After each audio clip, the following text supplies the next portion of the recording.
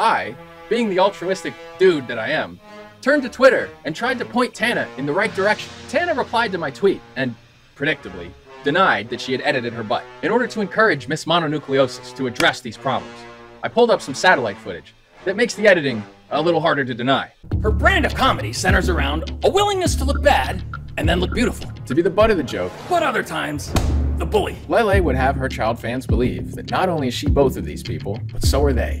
Jake Paul is a Complicated personality. On the one hand, Jake should be respected as an expert on social media and as a wildly successful entrepreneur. But on the other hand, Jake should be reviled for exploiting children as young as preschoolers. Jake is a highly perceptive and charismatic Bully.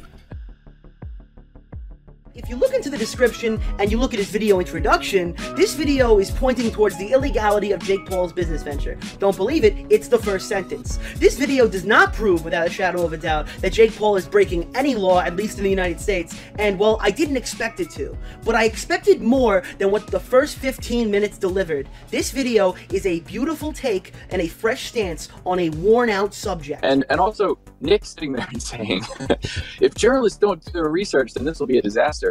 He's reading the point he's making from an article, okay? Yeah. There were two big articles, and he references them that I've seen, The Verge and Polygon, and they both clarify that point because they got what I was getting after. You know, Philly D also said the same thing. He burned a ton of screen time to clarify that point. Okay. So I found his video rather unnecessary. It was pretty nicely made, pretty good first effort, you know, but also sort of a waste of effort because there were so many like threads to pull on and drag out from the research that I put on screen. I can't believe he's wasting his time trying to clarify that. Well, I don't think it's a wasted effort just based on the experience alone. He got a shit experience from it, so I can't go that far.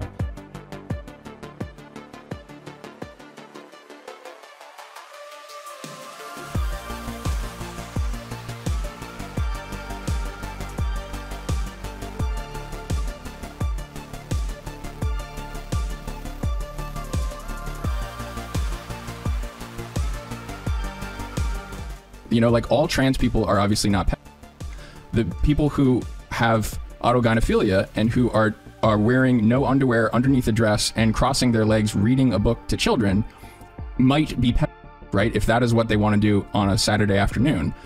Now that is not the average gender dysphoric person, and the average trans person knows that the drag queens are not them, like that's a different category of person.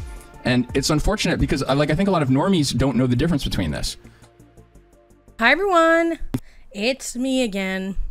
And today we're going to talk about somebody who was a seemingly universally adored commentary channel, known for really well constructed sort of takedown style videos with really cool kind of cinematography and aesthetics and use of art, or maybe so we thought. We're going to go through and review the older content. We're going to go through and analyze this sort of perceived downward spiral from the community. And we're also going to kind of just look into, in general, the whole universe around this person in the last few years. And we're going to look at the disappointment as perceived by the previous fans of this person. Of course, as per the title, we are talking about Nerd City today. But first, link, source, and ways to support the channel all down below, along with an email to suggest content. I want to thank all my current members and patrons. Names on the screen. Let's get into the parts of the video. But before we get into the parts of the video, I do have to say that the video includes conversations about transphobia, homophobia, conspiracy, ableism, and there's various slurs that come up as well. I'm not the one saying them, by the way. Don't worry about that. And things will be censored and stuff. It's just, that's kind of the name of the game when it's coming to this type of stuff. The video is sequenced as follows, also chaptered for your viewing pleasure. Part 1, Who is Nerd City? Part 2, Takedown commentary content. Part 3, Crypto, Conspiracy, Cringy political takes.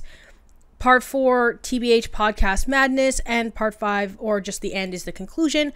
I will say the conspiracy and weird political takes actually bleeds more into the TBH podcast section, but it's because, spoiler, this man claims that those who do not like NFTs have been swayed by Marxist ideologies and content. Give you a little bit of an idea where we're going with this whole ordeal. So, part 1, Who is Nerd City? I have a video on 2016 YouTube and sort of like the really popular content that was coming out at the time. And a form of content that was really popular were these very charged takedown style commentary videos. This could have been a wide variety of things and a wide variety of genres, even to a certain degree, if it came from Keemstar screaming about something that the Paul brothers have done, to Leafy calling literal children cringe, H3H3 Productions reacting to prank videos, or what ended up coming out, which were these sort of long-form constructed Target videos. There came the Content Cops, Gamergate, the Adpocalypse, and there also spawned this sort of opening within all of that for a more impartial player in the whole thing, which Nerd City was the one to fit that mold. Nerd City has had a pretty large impact on YouTube, notably with his videos on YouTube demonetization, as well as the Lele Pons and Jake Paul video, which we will videos respectively, and we'll get to that as well, don't worry. Along with as well his really well constructed video on Daddy 05, and because it's just a video on like this sort of collapse of this empire, if you will, to a certain degree, I actually don't talk about that video because there's not really much to say that's negative, really. I thought that video was really well done. Which, if those of you who do not know who Daddy 05 is, firstly, you're very lucky. Like, I envy you. And secondly, is essentially a channel where a father and his wife, the stepmother to these kids, would just sort of abuse their children on camera under the guise of it being pranks. Targeting specifically a child named Cody, who was particularly reactive, and this resulted to the point of losing custody of 2 of the 5 children. Nerd City also participated in standard 2017 commentary shenanigans with videos about people the likes of Lele Pons, Sniper Wolf, Jake Paul, scammy YouTuber merch, and the Adpocalypse. However, Nerd City made these videos in a very highly produced video essay format with skits and recurring characters, along with featuring often other prominent YouTubers in the videos. Nerd City uploads quite infrequently. More recently, though, he has been one of the 4 hosts of the TVH podcast, along with Pyrocynical, Dolan Dark, and Colossal's Crazy. Nerd City has been somewhat controversial and contentious in this podcast run. This is because of several things. For one, even just the nature of his content.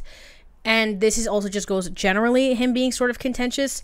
The way that he responds to criticism, and more recently, these political and ideological views, which thus this gets us to part 2, the Takedown commentary content. The first video of particular interest was released September 1st, 2018, titled Parents' Worst Nightmare, Jake Paul, which was a very popular video to make at the time. These sorts of long-form commentary videos being like, the Paul brothers bad, wasn't really reinventing the wheel by any stretch of the imagination, and it worked well as it currently sits at 3.62 million views. The video begins with structuring a basis of who Jake Paul's audience is, based on the analysis of who shows up the most at meet and greets and interacts with him on social media, as well as the format of the content that Jake is making. This is also just because in general you cannot look up a YouTuber's analytics, and the people that Jake began to include more frequently, young kids, in the videos, was also kind of implying that that was what he was trying to go for. Who is watching Jake Paul's channel? Now, we don't have access to Jake's analytics to verify his demographic according to YouTube stats. But heck, maybe Jake will just tell us who he's making videos for.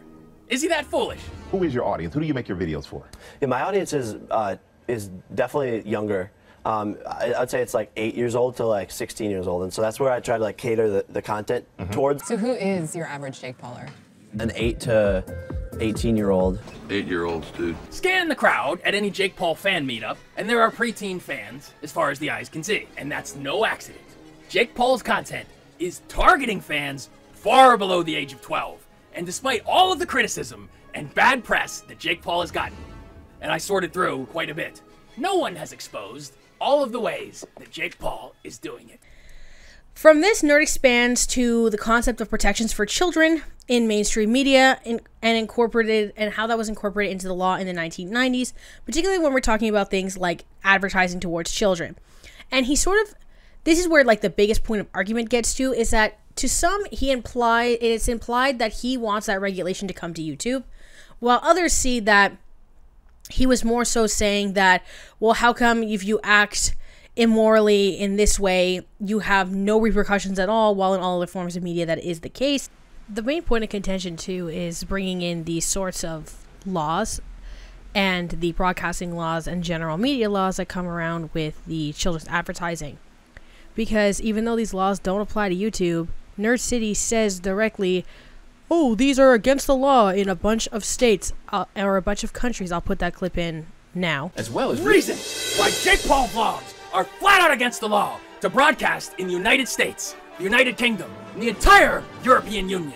Come with Dr. Download as we take a closer look inside the mind of Jake Paul. when we get later to the criticism and Nerd saying that he wanted people to use it as an analogy, having the words against the law in huge letters on the screen, you're not really leaving a lot of room for any sort of implication. And if it's not the law for YouTube and it is for TV, they're not the same thing. So that's not really going to fly as far as being able to work as a one-to-one comparison. Take with that what you may. This becomes a huge discussion later on, which we will get into. I have referenced similar protections in regards to children and media, in regard to child actors, and like that, there are always ways to bypass them, which in circumstances like this, the bypassing happens online, but also in general, online advertisement and marketing and influencer marketing and things like that. People utilize loopholes all the time, unfortunately, and this feels like it was the case with the Paul brothers kind of from the jump. Nerd also makes a link between vlog advertisements, such as Jake plugging merch, music, tours, and pay-per-view events for things like boxing and stuff. And Nerd continues going through the other controversies that Jake Paul's had, such as something I completely forgot about and was just buried just deep in the trenches of my mind, clearly, which was the Jake Paul will die, which is when Jake Paul faked his death on YouTube and pretended that he was going to be by clowns, which was a thing in 2016. Good Lord. And this is, I remember, it's quick side tangent. I was 16 in 2016, and I remember we had our high school dance. This was like my senior year of high school, because in Quebec you graduate in grade 11. Anyway.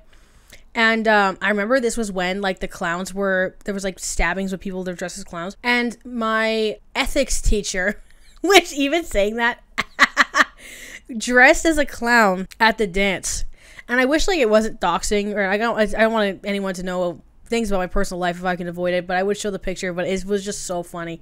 Anyway, yeah, so that is a thing that was going on at the time, and Jake Paul was sort of exploiting that to scare children, and Nerd always pulls these absolutely bizarro, like, 6-view videos of little children crying about their influencers that they like. I don't know where he always finds these, because they always come up in, like, all of the videos. Happens in the J Station video. I think it happens in Lele Pond's video, too. It happens in this one. And I'm like, where do they come? How do they find those? Anyway, very strange. Erica and Jake got kidnapped. And they were, like, all surrounding Jerica and them, and they got tape on their mouth. And they were crying on each other. The title says Jake Paul will die, so... They changed the channel name. It was called Jake Paul Will Die. And the channel's name now, it's Jake Paul Will Die. What the heck? Jake Paul and Erica are, like, my favorite people, and I don't want them to die. I don't know why they will kill him, and we don't want him just to be dead, actually. He's my hero. Me again, super random.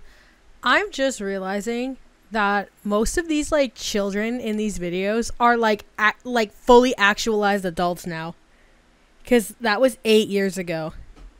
Well, so, like, the younger ones are probably, like, seniors in high school now. I don't know, random, I know, and maybe me being like, ooh, I'm old.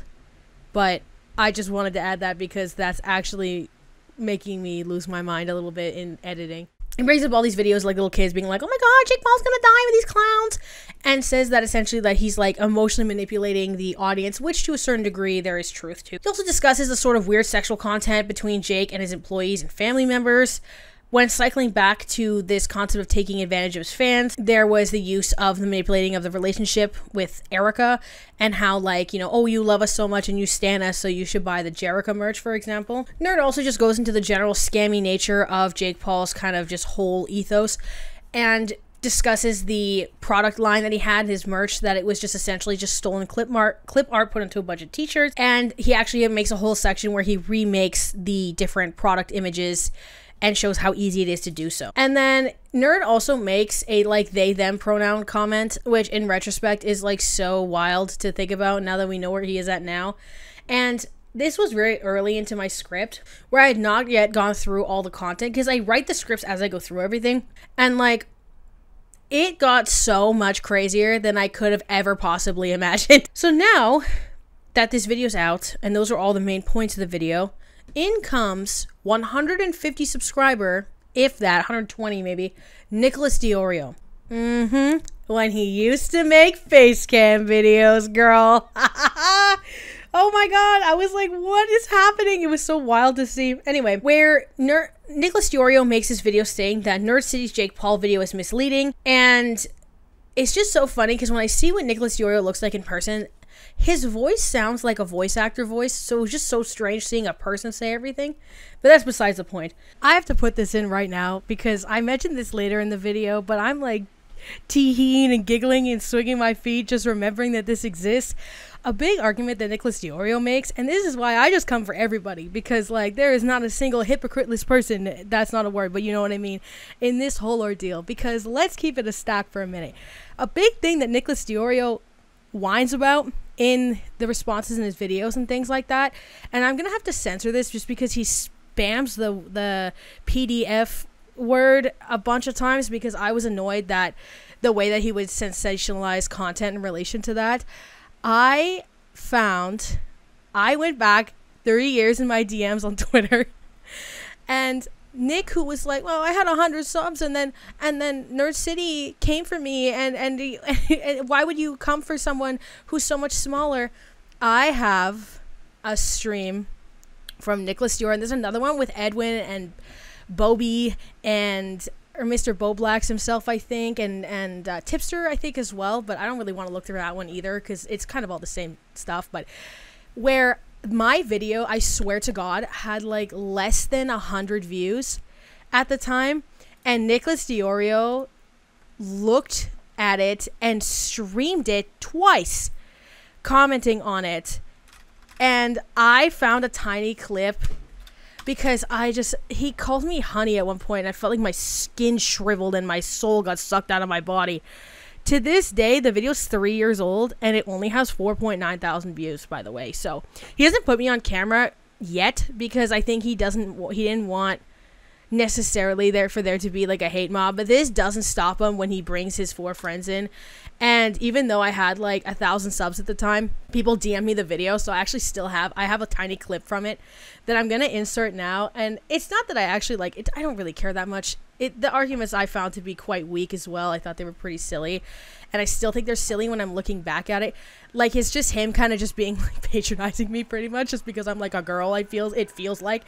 And I'm kind of bringing up the concept of like, I'm talking about like Hassan and Ethan, and I'm talking about like kind of nuances around that stuff. But overall, genuinely, it was just, I just think it's really funny in retrospect to think like, live long enough to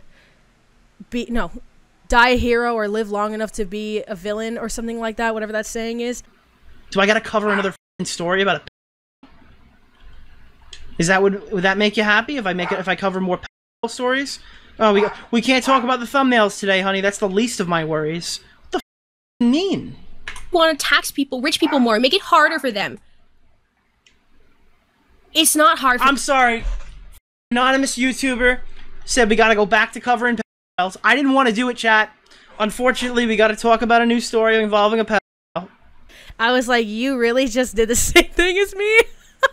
Or not the same thing to me. But I cannot stress enough. Like, that's why I'm giggling about it. I'm not actually like upset about it or anything. And like, I got over it pretty quick back then too. It's just such a like, I remembered that while I was editing, and I was like, hold the phone. Anyway, that is all. So Nicholas's main problem with the video is the basis that it relies on legality of mainstream media. And he brings up nerds' focus on the percent of watch time to ratio allowed with advertisers. Want to advertise to children. It's big business. Out of a 13-minute and 50-second video, nearly 7 minutes of that time is devoted to advertising products. 50%. Now, remember our numbers here. 17.5%. and 20%. These are the acceptable values the law dictates are applicable to advertisements in children's programming. Then he shows evidence that the average Jake Paul video exhibits about 50% advertisements and utilizes tools such as repetition to really drive it into the viewer's head. We got him right. Wrong. Because what the introduction, description, and wrap-up for this situation are not addressing is that this is just simply not something that applies to a YouTube video. Yes, the description is technically correct. If Jake Paul was airing these vlogs on Nickelodeon or the Disney Channel, then yeah, they're illegal. But that's because these laws use the word broadcasting company. See it right there? Big letters. Broadcasting company. And I hate to break it to you, but we don't have a clear definition for what the fuck YouTube is, and that's a big fucking problem. You may think to yourself, of course it's a broadcasting company. They stream content to millions of people daily. And while that may be true, like I said, there is no clear definition for what YouTube is. Don't believe me? Let's ask YouTube. Maybe YouTube. Just tell us whether they are a broadcast company. Is he that foolish? No, Nerd City, they aren't. And when YouTube was called out as recently as December 2017, this is what they had to say. YouTube has been called out as an unorthodox player within the broadcasting ecosystem. An employee of YouTube and Google named Matt Britton went on record to state, "We are not a broadcaster, but we do have responsibilities and regulations to comply with and follow."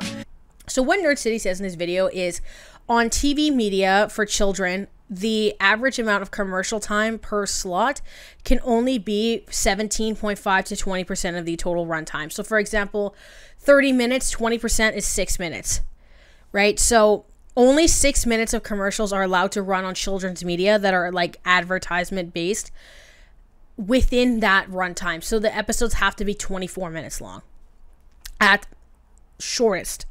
This is not the case necessarily for media that's not targeted towards children, for example. And Nick brings up that this should not apply to YouTube and that it doesn't. So what's the point of bringing that up? Which is also what I thought. When I was watching the video, I was like, okay, you're focusing on these television advertisement numbers, but that's not the case for YouTube. Because also just in general, people don't want, like are not cool with that many ads being in the YouTube videos in the first place. And also another thing that Nerd doesn't bring up, and nobody brings up in retrospect, YouTube videos can be skipped and scrubbed really, really easily, unlike mainstream media has always been, if that makes sense. So for example, like not everybody had a DVR. Not everybody has a DVR. If you're watching things live, you also are not able to, you know, scrub forward. You're not able to like make the commercials vanish, right? There's like a different nature with like how you navigate internet content. People also don't watch videos all the way through. They stop, they get back to it, they do, you know, it's different things. So it's just quite strange to, you also can download them and then you're watching them without ads essentially as well. Also, there's the premium services that cut all the ads altogether. That being said, is that the nature of the content is wildly different. And to make that direct comparison is not necessarily honest. Tommy C hops into this whole ordeal and streams with Nerd City to talk about the criticism brought against him on the video with Jake Paul. I also remember the weird thought process at the heart of essentially every commentary video that was coming out at this time, which is if you pointed out anything wrong with YouTube, it was then going to spiral to a bunch of regulations and inevitably ruin the platform. But to give some credence to that to a certain degree, there are a lot more regulations than there used to be, and this could be as a cause of shenanigans happening on the platform. Now, the base of the argument that Tommy C and Nicholas Diorio are sort of making is saying that Nerd said Jake was breaking the law. That Jake over-advertising, given that he makes children's content, is breaking the law. Now, I don't actually think that was what was being said, and I actually sort of agree with Nerd in this case, and I do think the push and the level of criticism on just the point itself was not quite reasonable. And I've even heard Nicholas Diorio mention, and oh my god, I'm so sorry that I didn't directly say which one this was when I was deep in the weeds. I feel like it was when we were talking about the NFT. Maybe when I look at the NFT stuff. I'm so deep in the weeds. I'm so sorry. But anyway, Nicholas Diorio mentions at some point far more recently that like his video on Nerd City like wasn't the greatest thing either. And the points were not that succinct, right? So, because I don't think it's as simple as because he said that it was dishonest means he was breaking the law. I don't think that's true. They also argue about the semantics of the term broadcasting for a really long time, which makes me giggle because they sort of both don't know what it means. Hello. Hey, all right. We're not beating on you. I just want to be clear here. We're being critical, and what is your take on this whole thing? Okay, so broadcast is a very specific word, and I chose that on purpose. Okay. You know, it means broadcast, right? So like if I said these dog fights happening on cruise ships are against the law in the United States, what I'm saying there says it all. Do I have to say a cruise ship is not a United State of America? You get the point in that sentence. So everyone knows what TV is, and I use TV analogies throughout the whole video. Okay. You know, so it was a way of like putting things in context, and also Nick sitting there and saying, if journalists don't do their research, then this will be a disaster.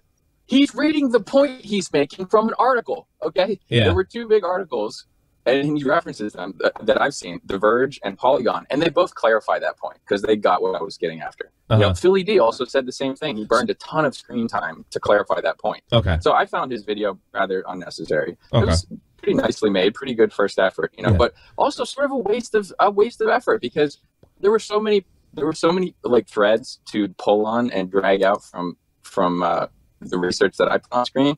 I can't believe he's wasting his time trying to clarify that. Well, I don't think it's a wasted effort just based on the experience alone. He got a shit ton of experience from it, so I can't go that far. But I got to be honest with you, though. I'm not denying anything you're saying. It's just that, I mean, Verse made the point, if you were a little more clear about this, then this conversation doesn't happen. Is that a fair criticism? Well, the thing is, there's this voice that you have to battle as a YouTuber in your head, which is, am I setting myself up for the counterpoint to this? Am I not like digressing enough to clarify? And you can end up clarifying infinitely down. Yeah, no, I've been there myself. Dave is always telling me not to do that. Yeah. Yeah, no. But dude, if you're claiming that Jake Paul is breaking a law, shouldn't you clarify the fact that the law doesn't apply to the platform he's on? That's Jake's job. Okay, so what I was doing was setting Jake how is Paul it Jake's job if you're the one making the video? So, broadcasting to nerd is putting content out to an audience. Broadcasting to Tommy C is essentially putting things on mainstream media. Now, technically, but nerd's also saying, like, I'm saying this colloquially in the sense of that putting out of content, and then that it can rely on whatever kind of media that it happens to be. So the closest person in this argument is actually nerd. This is when we're coming from Marshall McLuhan's media theories. Technically, broadcasting is putting out a piece of media to a wide audience that has like an intention or purpose.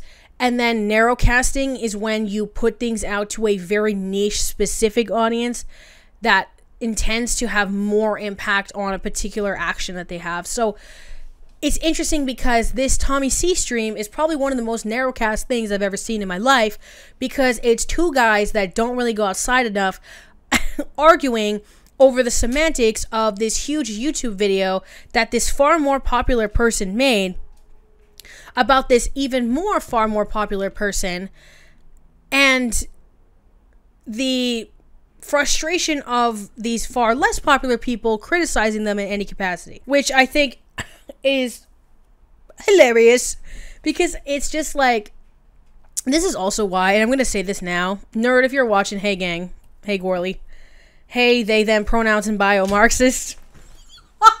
Anyway, I'm not gonna like respond.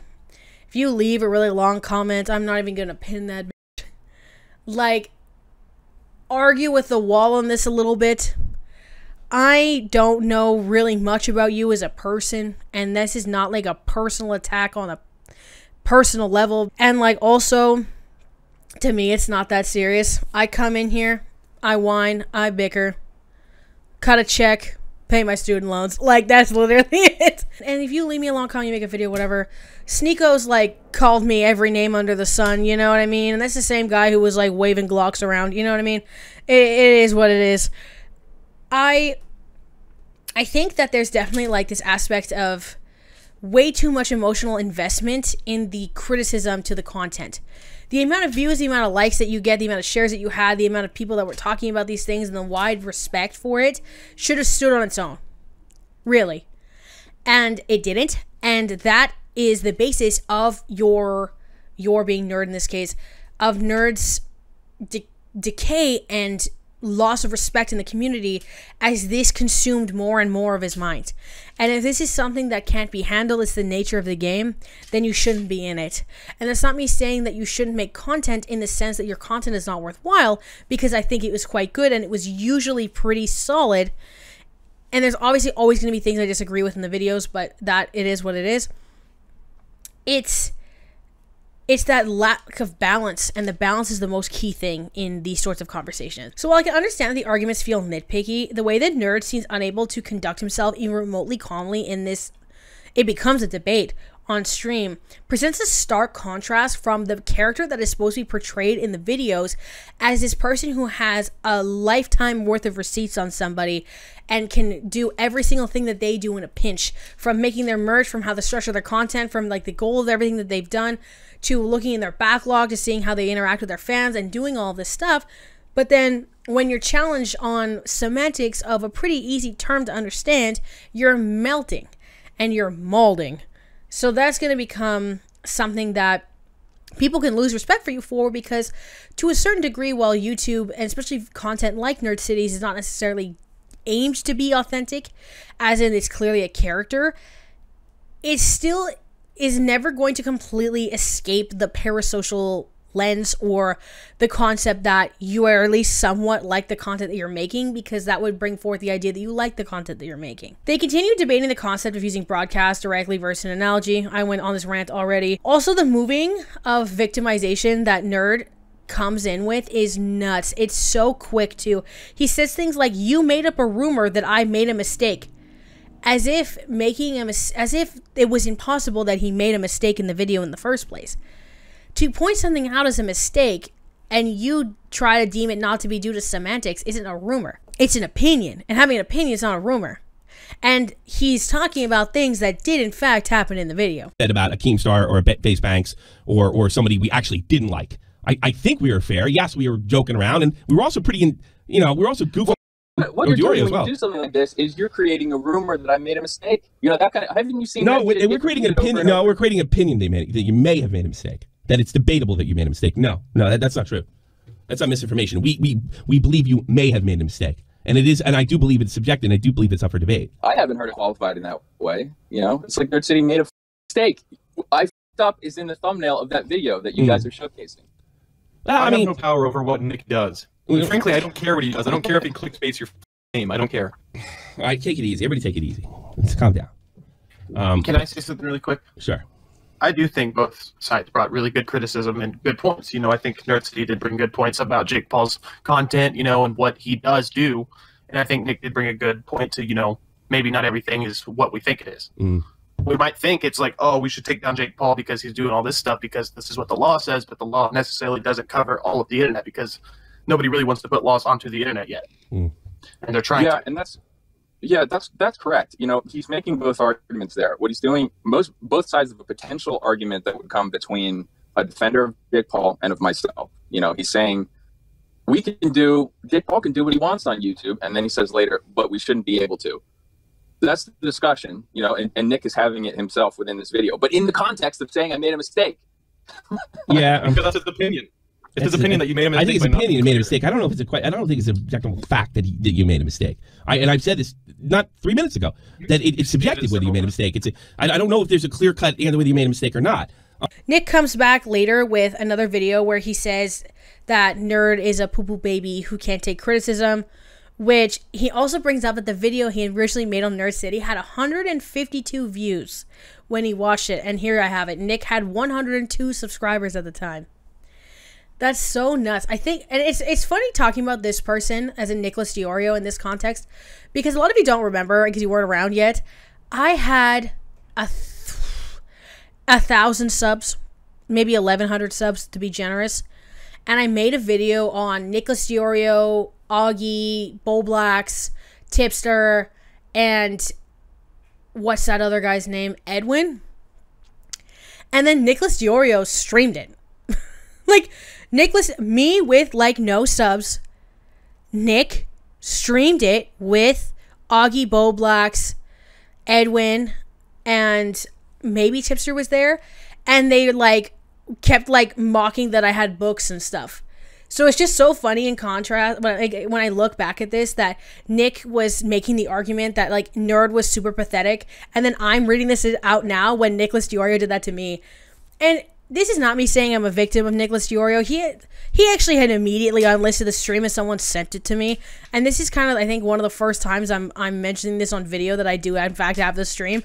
But, like, it's just funny because there's a lot of hypocrisy in that commentary community as well, even though their whole thing is 90% of the time, this person's a hypocrite. But anyway, I'm always going to have a very mixed relationship with that type of content, and you can see that by how much my opinion sways depending on the angle and trajectory of a certain video versus another. Nick's demeanor and tone is so wild in this video too. Like, he calls Nerd a pussy. He's talking to this guy like they're in a COD lobby, which is sort of what they always wanted commentary to be and stay as, and that people like me are woke liberal SJWs because I don't want to like call people ableist slurs when I make videos on them. It was funny to watch because it was so 2018. And I think that's like, I like the concepts of like the time capsule content to perceive culture at a given time, which is, I guess, sort of kind of like a sociology, anthropology. Nick shows how to make an argument, which is nuts because it's also not completely right, but nonetheless.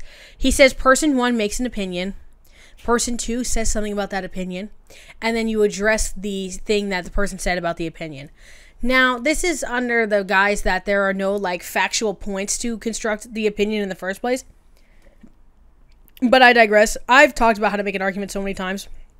Like, on the, like, the philosophical tense, like, or context, like the soliloquy and things like that, or, like, the way that, like, you know, you construct, like, an essay, or you construct a different type of argument. But it was definitely interesting to see that from, like, the most annoying person ever, me, who does that all the time. So, he ends by saying that he will not, and he being Nerd City, so Nick says that Nerd City will not have the cultural impact that iDubbbz does, and talks about how Nerd City is really prone to raging in comments and on Reddit, which aged like the finest wine on earth, I fear. Like, again, I can whine and complain and bring in myself into all these conversations if I want to about Nicholas Diorio and about all these different people, but let's keep it fully 100. Like, they can predict things sometimes to a really good degree, and they really, really did with this one. So now I move on to some certified platinum 2018 misogyny via Nerd City's Thought Patrol videos. This one specifically is the Thought Patrol on Lily Pons. And it begins mostly by going into the Amanda Cerny controversy with Lily Pons. To really summarize this, what happened was Amanda Cerny, who also makes like cringe skit content videos where it's just a lot of screaming, who was also a model, was best friends with Lily Pons, and they lived together in an apartment, or they lived a floor from each other. They lived up like 2 units on a floor. Why can't I speak English? Lele, Amanda lived upstairs. Holy moly. Anywho, what happened was essentially that Amanda said that her and Lele were hanging out with each other, and then Lele would delete content of hers, especially when it was like more popular than what Lele was putting out. So Amanda uploaded her first YouTube video. Lily Pons went in and deleted it. She had Instagram photos that were doing really well. Lily went in her phone because they're hanging out. She just left her phone on and deleted them. They used this like cartoon portrayal of them, which just shows them as these like, it kind of looks like, what's that, meat cannon, I think is the word I'm looking for, like the person I'm thinking of, that makes those like really grotesque looking sort of animations. But they make Lele and Amanda out to be these like big lipped surgery filled bimbos, which I think is to portray this controversy between the two of them, but done so in a way that sort of kind of reduces everything that had happened. And I think this portrayal of like, because when there are silly arguments between men, sorry to bring this up, feminist SJW, Marxist liberal, I'm going to keep doing that in this video too because we get there. Anyway, like when you're talking about Jake Paul, when you were talking about, you know, J-Station, when you were talking about all these different people and you had these different like skits and things like that, you never portrayed them in that way except with women. And your focus on women is aesthetics and on the way that they sexualize themselves and the way that, which you do bring up kind of weird, uncomfortable dynamics in the Jake Paul and those videos as well. But I don't know, it's just the focus on women as like their aesthetics primarily, making those into a sort of intense satire is just strange. Because, and I'm saying this because there are men that are thoughts on social media, are you serious? I uploaded my first ever YouTube video and I even put Lele in it. And she was right next to me, excited for me to post it. My computer was open. I look over, and my post is gone. And I'm freaking out. I'm like, where did my post just go? This is my first video for my YouTube channel to, like, launch it, and now it's gone. And then I have Lele next to me being like, oh, that's so crazy. I'm so sorry for you. Woman bad because booty pictures on Instagram. It's like, it's so tiring. It's so tired. It often seems that Nerd City perceives there needs to be a very specific parameter of content effort that makes it worth being put out in the first place. And he brings up the fact that he deems that Lele's content is low effort, despite the fact that she ends up being promoted by YouTube. But this is despite the fact that sometimes it's just the frequency of content that goes in the algorithm in the first place.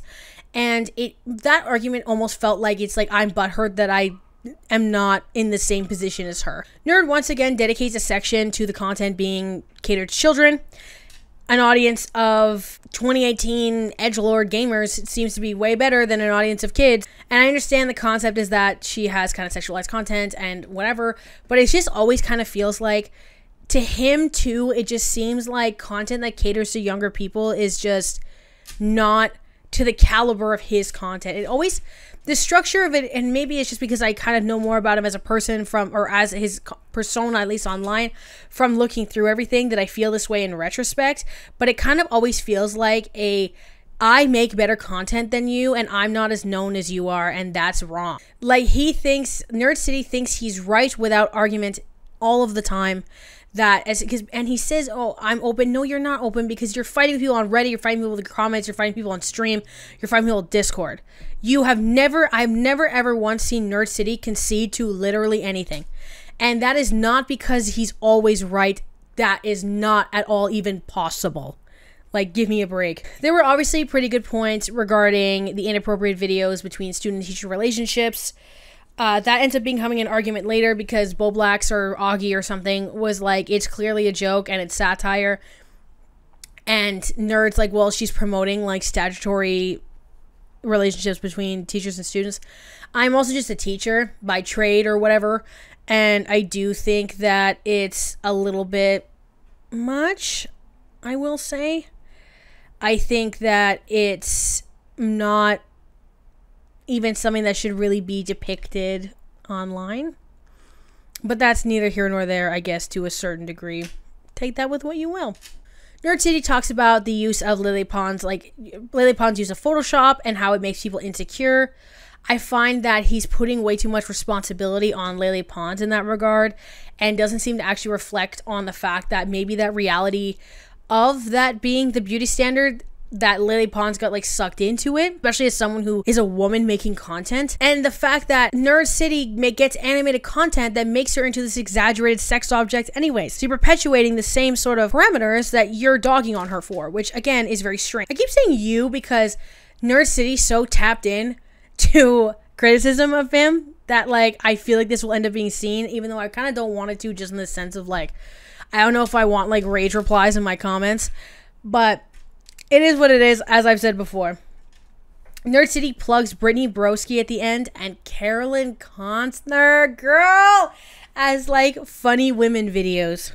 Now, we know how I feel about Carolyn. And if you don't, there's a video on my channel about how I feel about Carolyn Constner, okay?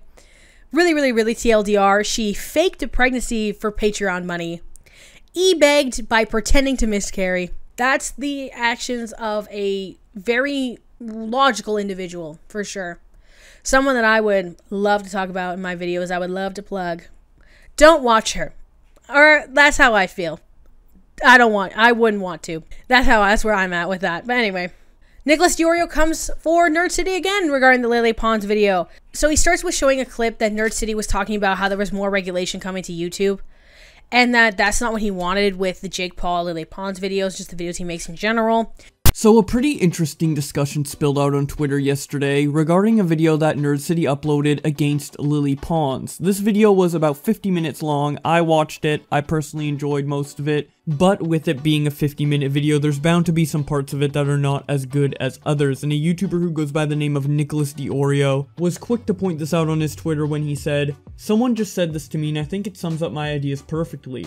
That was the Rise of Skywalker of Nerd City's video catalog, but I would say that Copa segment was the equivalent of Luke milking the cow in The Last Jedi. Trigger warning for anyone who loved Parents' Worst Nightmare 2, Return of the FTC. And for those of you who don't know, what Nick is referring to in that last tweet is the title of Nerd City's previous video criticizing child advertising on YouTube, which was titled Parents' Worst Nightmare, Jake Paul. And to illustrate this point further, Nick also posted this onto his Twitter. I really did not want to invite regulation into YouTube. You know, I hate having more laws. Guess what, dummies? The regulators have come home to roost. For those of you who don't know, the first segment comes from an interview Nerd City did on No Jumper, and the second part comes from his newest video against Lele Pons. To give you a bit more context on those clips in particular, I'm going to show you the extended versions of the 2 clips Nick showed on his Twitter. So what's going on? What's happening with this next adpocalypse?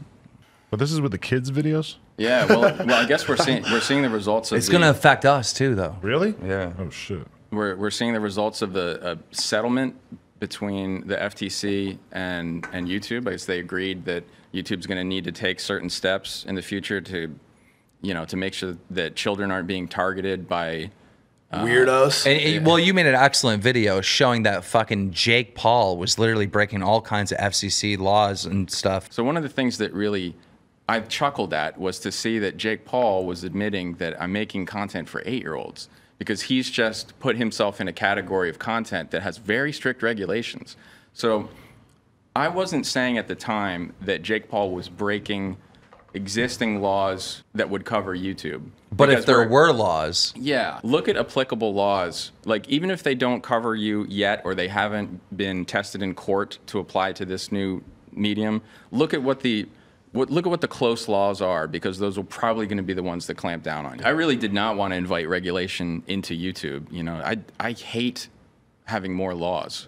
And so if we have to, you know, submit our stuff to a standards and practices at YouTube eventually, that's a really dark scenario. Yeah. I don't want that, you know. So part of what I was doing with calling out Jake Paul was I was trying to appeal to him, like, hey, scale this back a little bit. Like, this is so far off of what's legal on television that don't ruin this for everybody, including yourself, you know. And I don't know that he ever has. And now YouTube and the FTC are going to force him to. So, what does our audience look like today? That's a very good question. Why don't you have a seat there and get comfortable? The fans who make videos addressed to Lele Pons look like this, and this, and this, and this. Her fan meetups are no different. He also, Nerd City, talks to the media, which is something that a lot of people in this commentary space were not happy with. The main issue is that Nick thinks that Nerd City is inviting regulation, pointing that he uses language that often focuses on regulations relating to specifically children. Good Lord, I forgot I wrote this. I wrote libertarianist deregulation. And then I wrote for myself, sorry, that's cringe. Carrying on, Tommy C streams again with Nerd City for some reason. Masochism, maybe? Because that's what it feels like at this point. And the main argument, again, is the fear of regulation. And there is an issue of articulating positions, especially on Nerd City's end. And Nerd City ends up essentially just actively gaslighting Tommy C in the stream. He deflects to Tommy's content and then says to Tommy, you have a recollection problem. That's what I'm saying. Yeah, but that's you have not. If that is true, you have not articulated it very well. You've basically said that you don't want these type. Man, I do try to articulate these positions where I can. But like, if I'm not as clear, like, all right. Yeah, but you said it was nuanced, but there doesn't seem to be much nuance to it on the surface, because you look at it and it's like you could look at one podcast you did, and that was that you did that podcast the night that you argued with Nick, and it's another thing is it's a little tough. You know, I'm not going to drop your DMs or anything, but, you know, because of the conversations that we've had, I think you are pro-regulation. And by the way, you can be pro-regulation, but I'll be damned if somebody's going to call here and ask me if I think, well, Nerd City, no, he certainly is. And I think that's why I'm wondering if there's a recollection problem. Because when I showed you the Jake Paul video a couple days ahead of time, we both agreed, like, wouldn't this suck if this meant we couldn't sell merch? We don't want that kind of regulation. Does this cause that? I remember we did have that conversation, and I was more like, "Are you sure?" And you were like, "Yeah, I'm sure." I was like, "Okay." I wasn't going to tell you not to play the video. Like, yeah, I'm sure. I'm like, okay, you said you thought about it. I remember what you said. You said, "I thought about it. Yes, that crossed my mind, but I think this is more important." I think that was your exact sentence, if I remember correctly.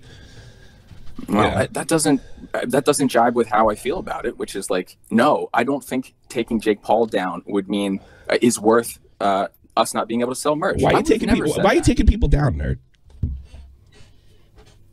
Why am I taking people Yeah, down? it sounds like. Now you're talking about basically the premise of your own show. I don't tell people on sub. I don't think people should go away.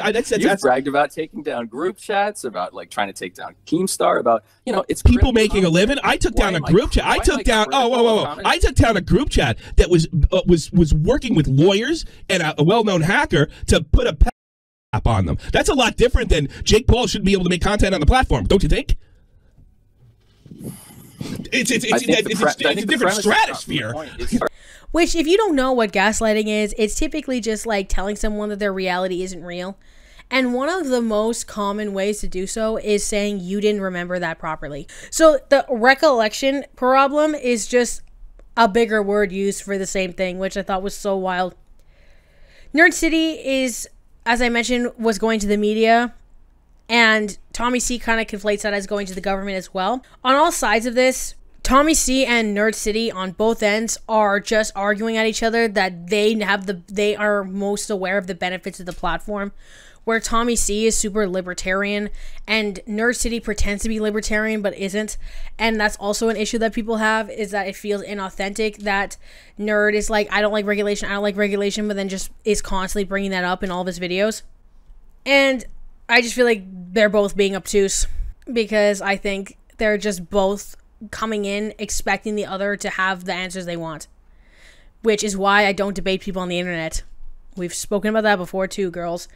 So enter, unfortunately, Willie Max Show, who calls a Lele Pons video jokes and that Nerd cannot recognize that they're not serious. So when I said Augie before, or Bo Blacks or whatever, it's Willie Max Show. So enter Willie Max Show, who says the statutory teacher videos are jokes and that they're not serious. I think that's a bit stupid. I think that content is silly. It's the same thing that if you make jokes about essaying somebody, it's still not funny, you know? And or you make jokes about like anti-Semitism and stuff, it's like, or you like make caricatures, it's not funny. You just don't, it's distasteful. Like, just don't do it. It's easy. Because Nerd City is our impartial king, he escalates to saying that essentially Tommy C has puppeteered the entire commentary community against him. Because thinking that he's pro-regulation in a video where he brings up a bunch of laws is, like, apparently the worst thing that anyone could have ever said to him, just based on the vibes that I'm getting from this video. And then blocks all of them on Twitter also. Willie Max Show later in a video points that Nerd allegedly contacted someone at YouTube about Lele Pons, which also goes against that anti-establishment vibe. Nerd then comments on the video by writing a little quick manifesto type beat. I will read that for you right now. Why did you cut the part where the teacher says, whoever wows me the most gets all this, and sweeps his hands down to his crotch? Are his lips in his pants? You cut her skit to look innocent, but it still doesn't. As you know, the softcore line was joke, hyperbole for humor. If you were confused by the joke, we already sorted this out ages ago. I see this video as you trying to have it both ways. Does Lele make edgy satire for kids, or is it not edgy and not for... Look, I don't want Lele deplatformed, and nothing in my video suggested that she should be. I want us all to be treated fairly, and Lele has been given so many advantages by YouTube. If her edgy PG videos got the correct rated T or up, then a preteen audience coming from the algorithm would be limited, just like yours and mine already is. And if parents of preteens watch Lele's content and see the edgy themes in them, they can make more informed decisions. We live in a society. So this brings us to the next controversial YouTube video by Nerd City, which is on YouTube demonetization, which this was a video that was essentially comprised of testing the YouTube bots to see if certain key terms would lead to demonetization. We tested 15,000 common words and phrases against YouTube's bots, one by one, and determined which of those words will cause a video to be demonetized when used in the title. If we took a demonetized video and changed the words gay or lesbian to happy or friend, every single time, the status of the video changed to advertiser friendly. Most of the words are ones we might expect YouTube to censor, and the others put YouTube directly at odds with its progressive messaging. And some of them only make sense to robots. I want you to understand too that the process for this constantly changes, so I'm not sure how this would work anymore. This was focused on a use of key terms and titles. This focused on specifically terms mostly relating to LGBTQIA+ people, such as like gay or lesbian or queer or whatever.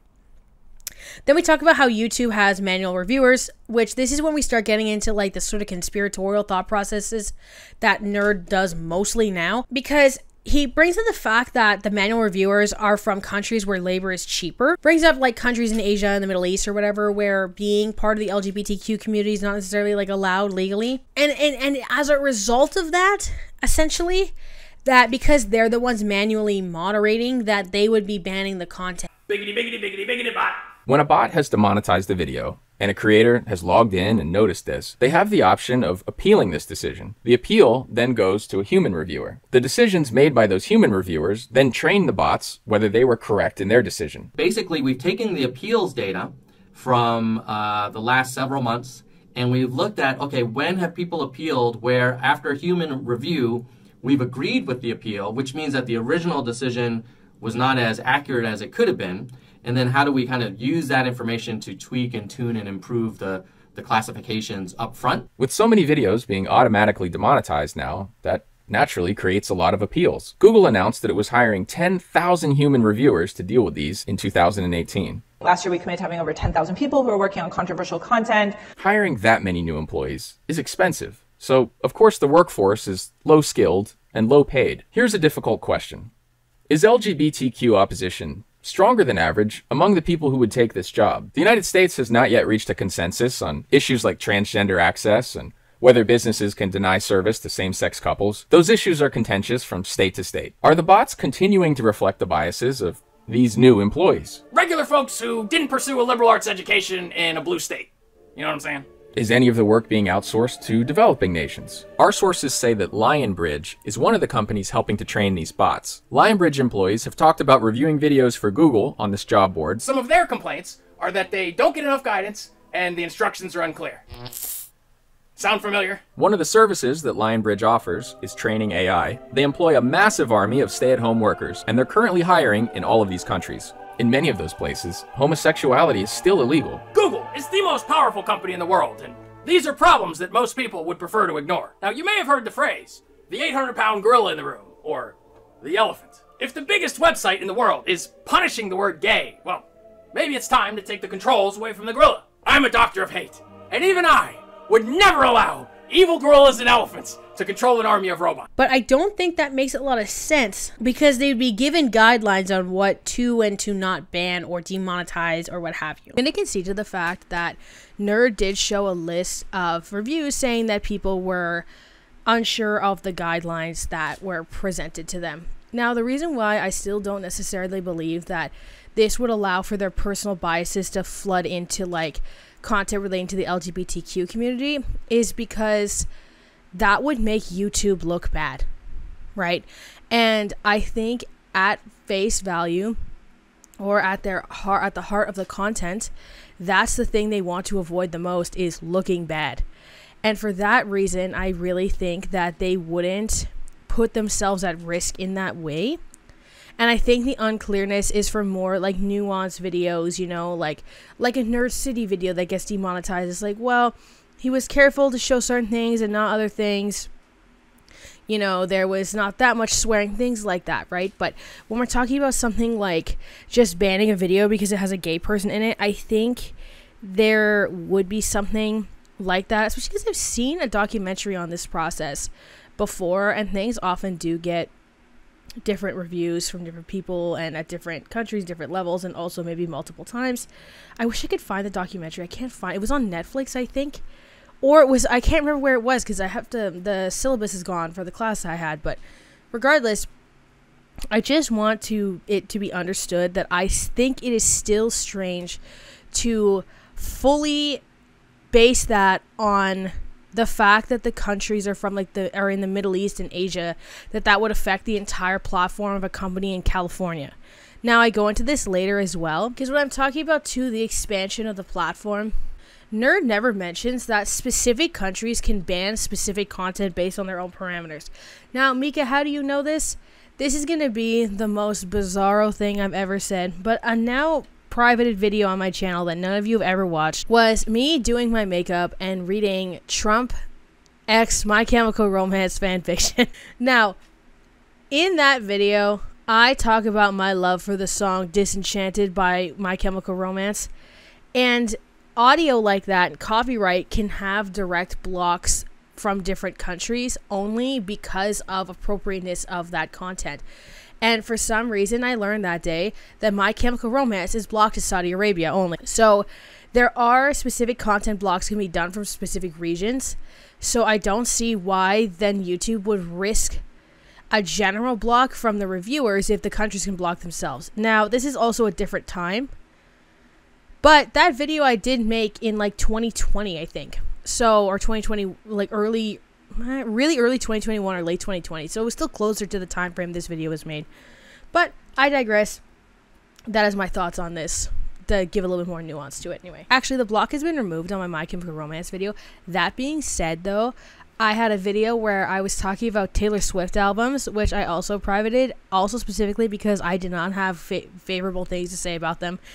And in that one, Bad Blood by Taylor Swift is blocked in Russia. Don't know why, but here is an example of that on screen. I just wanted to make sure I was thorough and use an example that was concrete. That is all. Back to the video for real this time. And this felt weird to me to conclude as a theory, to say the least, because he also says later in the video that the reason why they would want to ban those things is to expand the content further worldwide. But countries have their own limitations they integrate through the platform in the first place. So that wouldn't really have to be an issue. The position of protecting against bigotry and how diversity should be allowed on the platform is something so wildly different than the way that he thinks now. And it's just been a very interesting ride to go through this whole script and this whole process. Nerd also brings up how YouTube is keeping a lot of this stuff private, specifically for like bad actors. It's dishonest to do so, but he also understands and kind of just leaves it at that conclusion. He also rightfully brings up that YouTube has to be bullied on Twitter if your video was wrongfully demonetized or taken down or whatever. And also rightfully brings up the fact that people for some reason associate like random YouTube ads to the content that people are making. So sometimes, for example, I'll get like, and I've actually manually gone in and tried to ban like political ads, gambling ads, alcohol, things like that. But someone will say, like, for example, like, oh, I got a political ad promoting the Republican senator or something in my area. And it's like, I have zero control over that, especially because I tried to have some control over that and it still didn't work. And to have that association is completely, like, sponsorships you can choose, but you can't choose the ads. This video sparked controversy with the male commentary bro-ice community. In this circumstance, Boblax was the main op. Essentially, this even all took off 3 years after the video came out. A lot of this is coming up in like 2021, where Boblax was questioning how rudimentary it is to boil down YouTube's demonetization process from just key terms in a description or comments. And I'm going to actually show you what the process is now for monetization, just to get a context on like what the disclosing is now. So you start by, if YouTube asks you if you want to monetize, you say yes or no. From there, you can now paste your mid-rolls. Now it's not really letting me for some reason, just YouTube just picks them, so that's why they're like that if you were wondering. From there, you have these little subsections where you have to do like the video components that talk about things like controversial issues, use of language, violence, dishonest behavior, more things like that, if there's firearms in the content, etc. And I'm trying to show you how it looks like on screen. I'm limiting what I feel like I might not be allowed to show. And then each section expands to give you kind of further context and examples on what that might look like. So once again, Nerd City did not like the criticism, but this time he raged about it on Discord.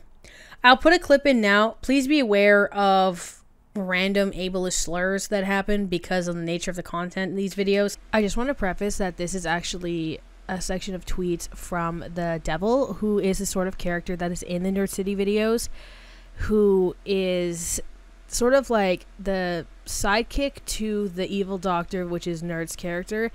And this guy is white knighting for Nerd City in Boblax's Twitter replies. Mind you, this is on the same premise that Nerd City has been going off about. He's kind of just doing his work for him. So this is still relevant to the whole, like the points that are made, the duels that happen, and just the vibe of Nerd City as a ecosystem as well, which is just showing the type of people that he has to feel like, or that he feels like he has to have around him, that can't even like accept criticism tangentially to him. Boblax has his own channel and his own Discord where he can rebut his ass off all day long for drama. No one is canceling the kid. I just don't think he belongs at the adult table, and Nerd doesn't owe him a seat. Now these mother are so goddamn smug. This one in particular bothers me because, like, it gives me flashbacks to when people don't treat me like an adult because I'm autistic and they find out I'm autistic too early. Like, this one, I don't, that's probably not his intention, but when he calls me a kid and I don't belong at the adult table, I got a little mad. What do you have, like 300K now? I didn't react. I mean, like, why don't you belong at the adult table? No. Are you too fucking stupid to handle it? Like, you're saying that it's not about autism. Why isn't it about autism? I'm giving him benefit of the doubt, I guess. Maybe it is about that. I hope it's not. Yeah, he's the devil. Who cares? Yeah, he's immortal. I mean, he's only he can't blow his brains out. He's immortal. this head's only relevant because he appears in Nerd City videos, and as far as I'm concerned, Nerd's a coward for the way he acted on that Discord server. Them both. I'm trying to be pretty polite with my next response, but like, continue reading the thread though. It keeps going. It keeps going. Yeah. I didn't know it got this bad. This isn't the only thread. There's other ones. Oh my God. The main one. Estemic and him are going back and forth real hard. This is like if Charmed Skull started lighting up people right now out of nowhere. Yeah. Oh man. Let's like, I love you, Matt Pitt, but I wouldn't start throwing some haymakers. So the devil writes, sometimes in life, someone just won't like you. Maybe it's them, maybe it's you. How we handle rejection shows maturity. Boblack says, I agree, and how Nerd City handles me rejecting his research at face value is to block and rant about how I'm a guy 3 years later. Holding a 3-year grudge over something so minimal seems a lot more immature than how I've responded to him, but ultimately is subjective. Devil says, damn, Boblax. Framing it as a grudge over something minimal is a coping mechanism. He just doesn't like you, bro. What? I'm the one coping. Okay, do you lol. see that as a, again, like, I'm not trying to fuck, oh God, we're getting so much trouble here for this fucking guy. He's gonna be so mad at us. My point is, like, I don't know, how do you not see it as a grudge if you break into song and dance at the thought of, like, hey, this guy could come into the call? You know what I mean? Like, it was, hey, I like Boblax. I don't. Here's 4 minutes of why. Like, I mean, I don't know. There's quite a bit of response. If I break into song and dance about why I hate Slacker TV, it's because I have a grudge against him. I don't like him. You know? So is this guy's whole account just simping for Nerd? I also love the fact that they directly say that people need to deserve to criticize them. So essentially, like, Nerd's like, you know, all these people that are talking to me, like, they don't make content. Essentially, like, they don't make content like I do. They don't do what I do. So they don't deserve. And essentially, he's saying, like, they're not as, I don't think they're as smart as me, so they shouldn't criticize me. I don't know if in his eyes I deserve to criticize him. I also just don't care about the validation of some random guy who makes videos yelling that, like, making your butt bigger on Instagram means that you've, like, deteriorated, like, the nature of self-confidence in children. But it is what it is. I sometimes talk about things that, like, education brings to you, right, by doing kind of more formal education, because it's, especially in the United States recently, I find, especially in the influencer space, it's dogged on a lot. Like, college is a scam. And people think, like, you know, oh, you get those useless degrees and then you're screwed for life or whatever. People never kind of try to take into account, like, the very valuable, like, quote-unquote soft skills that can come from education.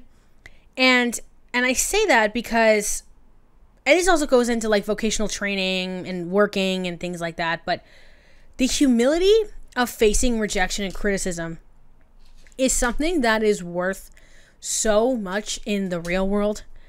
And when you see people like Nerd, you realize how valuable that is. Research processes, for example, require a request for review where they check biases and consistencies in your premise to avoid the ability to deconstruct an argument off of some weird tangential single aspect, which is what keeps happening in Nerd's videos. People keep finding one thing that he's biased about or something kind of weirdly racist, like they moderate based on, like, what country they're in, so they don't like gay people or something. And then from there, the whole videos can be deconstructed, no matter the amount of effort that was put in, the amount of the cinematography and the quality of the content visually and aesthetically, and even to a certain degree, the overall argument's quality. Nerd throughout his career demonstrates how criticism is a hindrance to him, rather than something to build on. And this has caused him to kind of deteriorate, and because he doesn't have the ability for both foresight and collaborative ability. Like, he isn't able to even, like, make friends with his detractors maybe down the line and see different views and be able to work through things, despite the fact that, again, he always claims to be a person who can do these things and has never once demonstrably shown that he can do so. So it just feels really inauthentic. Even though, and this is the person that he's showing himself to be outside of making the content. And that's kind of where that issue lies. But we'll talk about a more recent wave of Nerd's career in part 3. And part 3, crypto conspiracy and cringy political takes. So now we move into a section that Nor hilariously titled Nerd City and Criticism, NFT and Reddit War, which this comes from his project called the Dead Avatar Project. So yes, Nerd City, the anti-regulation but demanding regulation creator who comments on influencer scams, has an NFT project. But it's different, guys. It's different because Nerd City is credible and can single-handedly turn around the concept of an inherently predatory system in its current form. And I already know there are going to be people that are going to go into my comments and attempt to decontextualize how the NFT functions in the way that most people in Western society, at least, view it and its utility. They're going to say, well, the way that everybody was doing is not how it's supposed to be. And it's supposed to be done like this or whatever. The fact that the majority of large selling NFT processes or projects have all been done the weird scammy way makes that association as such. And you have to do the work to prove your way around it. Instead of just ask for the charity of that being done for you so you can just sell your shit out front. Because I hate to be that guy. But for example, let's think of something like Galaxy Gas. Galaxy Gas, technically, is supposed to be to make your whipped cream taste like blueberries. Except what's happening instead is they're having their nitrous taste like blueberries. And what do you do with nitrous when you want to have a silly fun time? I'll let you put that piece together because I don't want to get banned. But what I'm saying is that things can have an intended purpose, but if they're never used for that, then that's not really the purpose that they're serving. Sometimes law's good is what I'm really getting at down the line. Regulation, sometimes good, right? But it's a nuance. And it's a nuance that I feel like Nerd is not willing to have.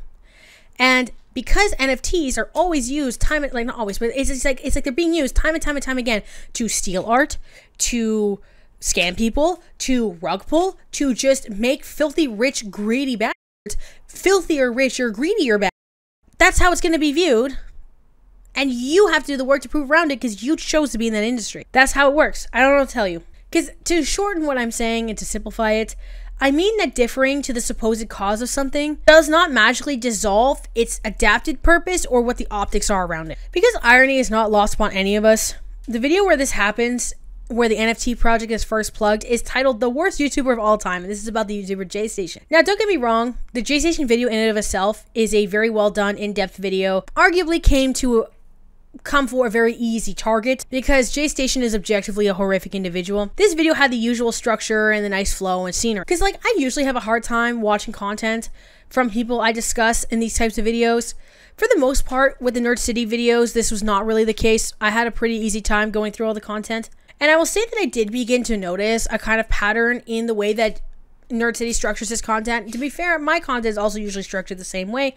But I also am not saying that I am this like visionary that should never be criticized. So that's going to make a bit of a difference when I'm saying this. He finds a controversial YouTuber, finds ways that they snake some sort of specific gray area, then talks about how their audience is kids, and then talks about how they should be banned, canceled, reprimanded, but not actually done under a regulation space, kind of done in like a free run libertarian way, and that their content's not worth watching and they're not worth having money and something along that line. I think this is the biggest issue with Nerd City because he has content that is definitely worth standing by. But like all content, that content has flaws. Nerd so poorly reflects on that over time, I feel like it's beginning to dissolve the validity of all of the content itself along with him as a person. The main premise of the JStation video is, once again, that he caters his content to people that are too young to see it, but won't admit that his audience is kids.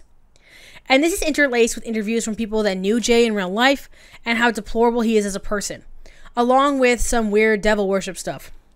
There's also an entire section that is based on an allegory of like influencers selling their souls through content for fame and fortune, because for some reason JStation claims that he was he sold his soul to the devil or something. Some of the most popular YouTubers, including ones we've covered on this channel before, have messages baked into their content that can spoil an innocent soul. That the best pursuit in life, oh my god, you're so rich, is to get as rich and famous as you can, as quickly as possible. Buy only luxury items. Flex your success on less fortunate people. Secure the bag at any cost. And to embrace materialism to the point of vulgarity.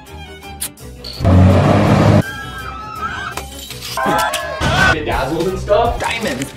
Louis Vuitton Rubik's. Louis Vuitton. This is my new bag, silver and gold, because it also matches my Cartier watch. Don't just have a presence on social media, grind on it. There's so much more out there for me Keep chasing bigger numbers. Do whatever it takes to get more attention. It's not like I might not be making money in 2 years. Looking back at last year, and we're laughing at that money. We're laughing at last year's money. We're looking at those digits saying, that's funny. If we just keep grinding and make our way to the top, next year, he's gonna be looking back at this year, laughing. If he just keeps his foot on the gas, if we just keep doing this show. To have it all, they'll tell you to do things. Preventative Botox. Mystery boxes. Others could say, some, Like Jesus. might say, involves selling your soul. Metaphorically. J Station promotes that same message, except he teaches his audience to literally sell their soul. You're gonna need a bottle of salt, guys. You're also gonna need candles, guys. You're also gonna need a red writing utensil, guys. What's up, guys? Jay Station, and today I'm summoning the Lamborghini at 3 a.m. J Station, wake up. I know you don't have a soul. He signed the contract with his own blood. Why would you think I need that? Use a pen. So there you have it, the very first person to document themselves selling their soul at 3 o'clock. Anyway, it was legally binding, so I gave him what he asked. In part 2 of this series, we'll see what extremes J Station is willing to go to get fame and money, and what he'll do once he has it. This story isn't over, and it gets a lot worse. All of my skills came from the devil. I made a deal with the devil. Okay. This is no way to write it's not sanitary. Then Nerd, but he sees the irony in this to a certain degree, and he says that in the video, begins to plug his merch, podcast, and the crypto project. This was done under the guise of redeeming the NFT market as a whole, using free collectibles, assistance in Discord, and other things that come with NFTs besides just the picture of the skull. Then Nerd City makes a video on NFTs that he promised at the end of the J Station video. There's an explanation of the process of investment mania, and the bubble's about to burst. And I wish there was discussion on specifically like the use of language and its inflammatory context. He touches on it a little bit, but that's kind of like the biggest part of like the whole Gary V kingdom is all hyperbole and everything being hyperbolic, everything based on scarcity, on panic, on FOMO, if you will. And Nerd just says that essentially people like Gary V are just really predatory because he's messing with people that can't afford to lose their money. There's also conversation about this like weird Gary V book scheme where he was like, oh, ship out the books to people and you could win a Gary V friend or whatever, which we're selling for somehow hundreds of thousands of dollars or something, which I don't really know how that works, and I don't care to know how that works. But even despite all of that, because this video is around the reality of NFTs, I find that Nerd City goes way like, where's the weird misogynistic cartoon of Gary V? Where's the weird imagery? Where's the skits on like how there's Satan? All this stuff. Like, you're somehow weirdly light on somebody who, because with Jake Paul and stuff, for example, you don't know like how much money he was making on the merch and how much things were selling for. With Gary V, you could concretely see the amount of money he was sucking out of people directly through like the blockchain, the wallets and stuff, right? And you're so soft on him. I wonder why. I wonder what thing he does that you like, that you're like way softer on him, because I noticed that the tone's very different. I'm going to pause here and explain a few things, because in order to understand why all of these people would buy more books than they need, you have to understand what they thought they were going to get. And he's starting to throw around crypto jargon that you might not be familiar with. That doesn't sound right, but I don't know enough about stars to dispute it. No, it's right. When he's talking about burning things, he doesn't mean burning the physical books. He's talking about taking the token that he sent to you as a reward for buying a case of books and asking you to send it back to him, to send it to an address that it will never return from. He became obligated to send out so many of these tokens that he's trying to look for a way to reduce the supply. And he's brainstorming incentives to make people do it. Now, they're very low value incentives, so let's talk about what they are. He's saying, take this token and destroy it permanently. And what will I give you when you do that? The answer is a chance to give him more money. He's saying he'll whitelist you for VFriends 2. This was VFriends 1.5, right? You get to buy, you get a chance, and he's not even guaranteeing it. You get a chance to give him more money when he comes out with VFriends 2. So the average person who got sucked into this, who's attracted to motivational content and aspirational content, was convinced that they were going to make a whole lot of money. There was a compelling set of signals to make that type of person think that they would get rich off this. At this point in time, VFriends 1.0 is out. There were 10,255 of them, and the floor price, the least that someone was willing to part with one of them, was about $40,000. So Gary is promising at this point in time, VFriends 1.5, he's going to give away to everybody who buys a case of his books. So people who said, wait a minute, if I buy about $300 worth of brand new books, he's going to send me something that past performance would indicate is going to be worth like 40 grand. I spend $300, I make 40 grand. How many times can I do that? That's why you see people stacking all these books. That's why they're euphoric. That's why they're hugging the books. That's why people are photographing their children next to the books, talking about generational wealth. These aspiring marketers and the ones who were late to this are first and foremost Gary's children. Daddy is home. And he's devouring them like a titan, like Saturn or Kronos. They thought they were going to make themselves and their kids rich forever by spotting this opportunity. All the links, all the videos and things are linked in the research document. Go take a look, go watch, like, because I genuinely think just because Gary Vee's not like crude doesn't mean he doesn't have as much negative impact on people than someone like Jake Paul could do. They're both promoting the same sort of grind set thing that is inherently leads to an alt-right pipeline anyway. Just different masks. Nerd's project worked differently because of what seems to be something to do with an ID tag. Then he goes into criticism and a weird rant about how NFTs don't harm the environment, with a stunning retort to that claim by just saying, no. Period. You're like, harming the environment? No. After this, in October 2023, Nerd City posted a Twitter thread about why he made the NFTs in the first place. Now this thread is really long. I don't feel like reading all of it to you, so I'm going to summarize it just because of that length. But this goes in general for every single thing that I've talked about. If you feel that I'm purposely, for some reason, misrepresenting anything, all the videos, threads, posts, accounts, all of it is linked and categorized in the research document by Noor down below. Noor is also a way more, what's the word I'm looking for, neutral party in these things than I am. She kind of just asks me, like, what do you want to look into? And I'm like, this. And then she'll come back with a document in a couple of days. Even then, every single thing is linked directly to observe outside of the things that Noor writes around it. I also take the doc, I go through the summary sections, and I structure the video like that, but then I go through every single link separately. You'll see all the summaries and things that I'm saying are very different than what's written in the doc. The ones in the doc are much shorter. So when we go to the Twitter thread, it starts like this.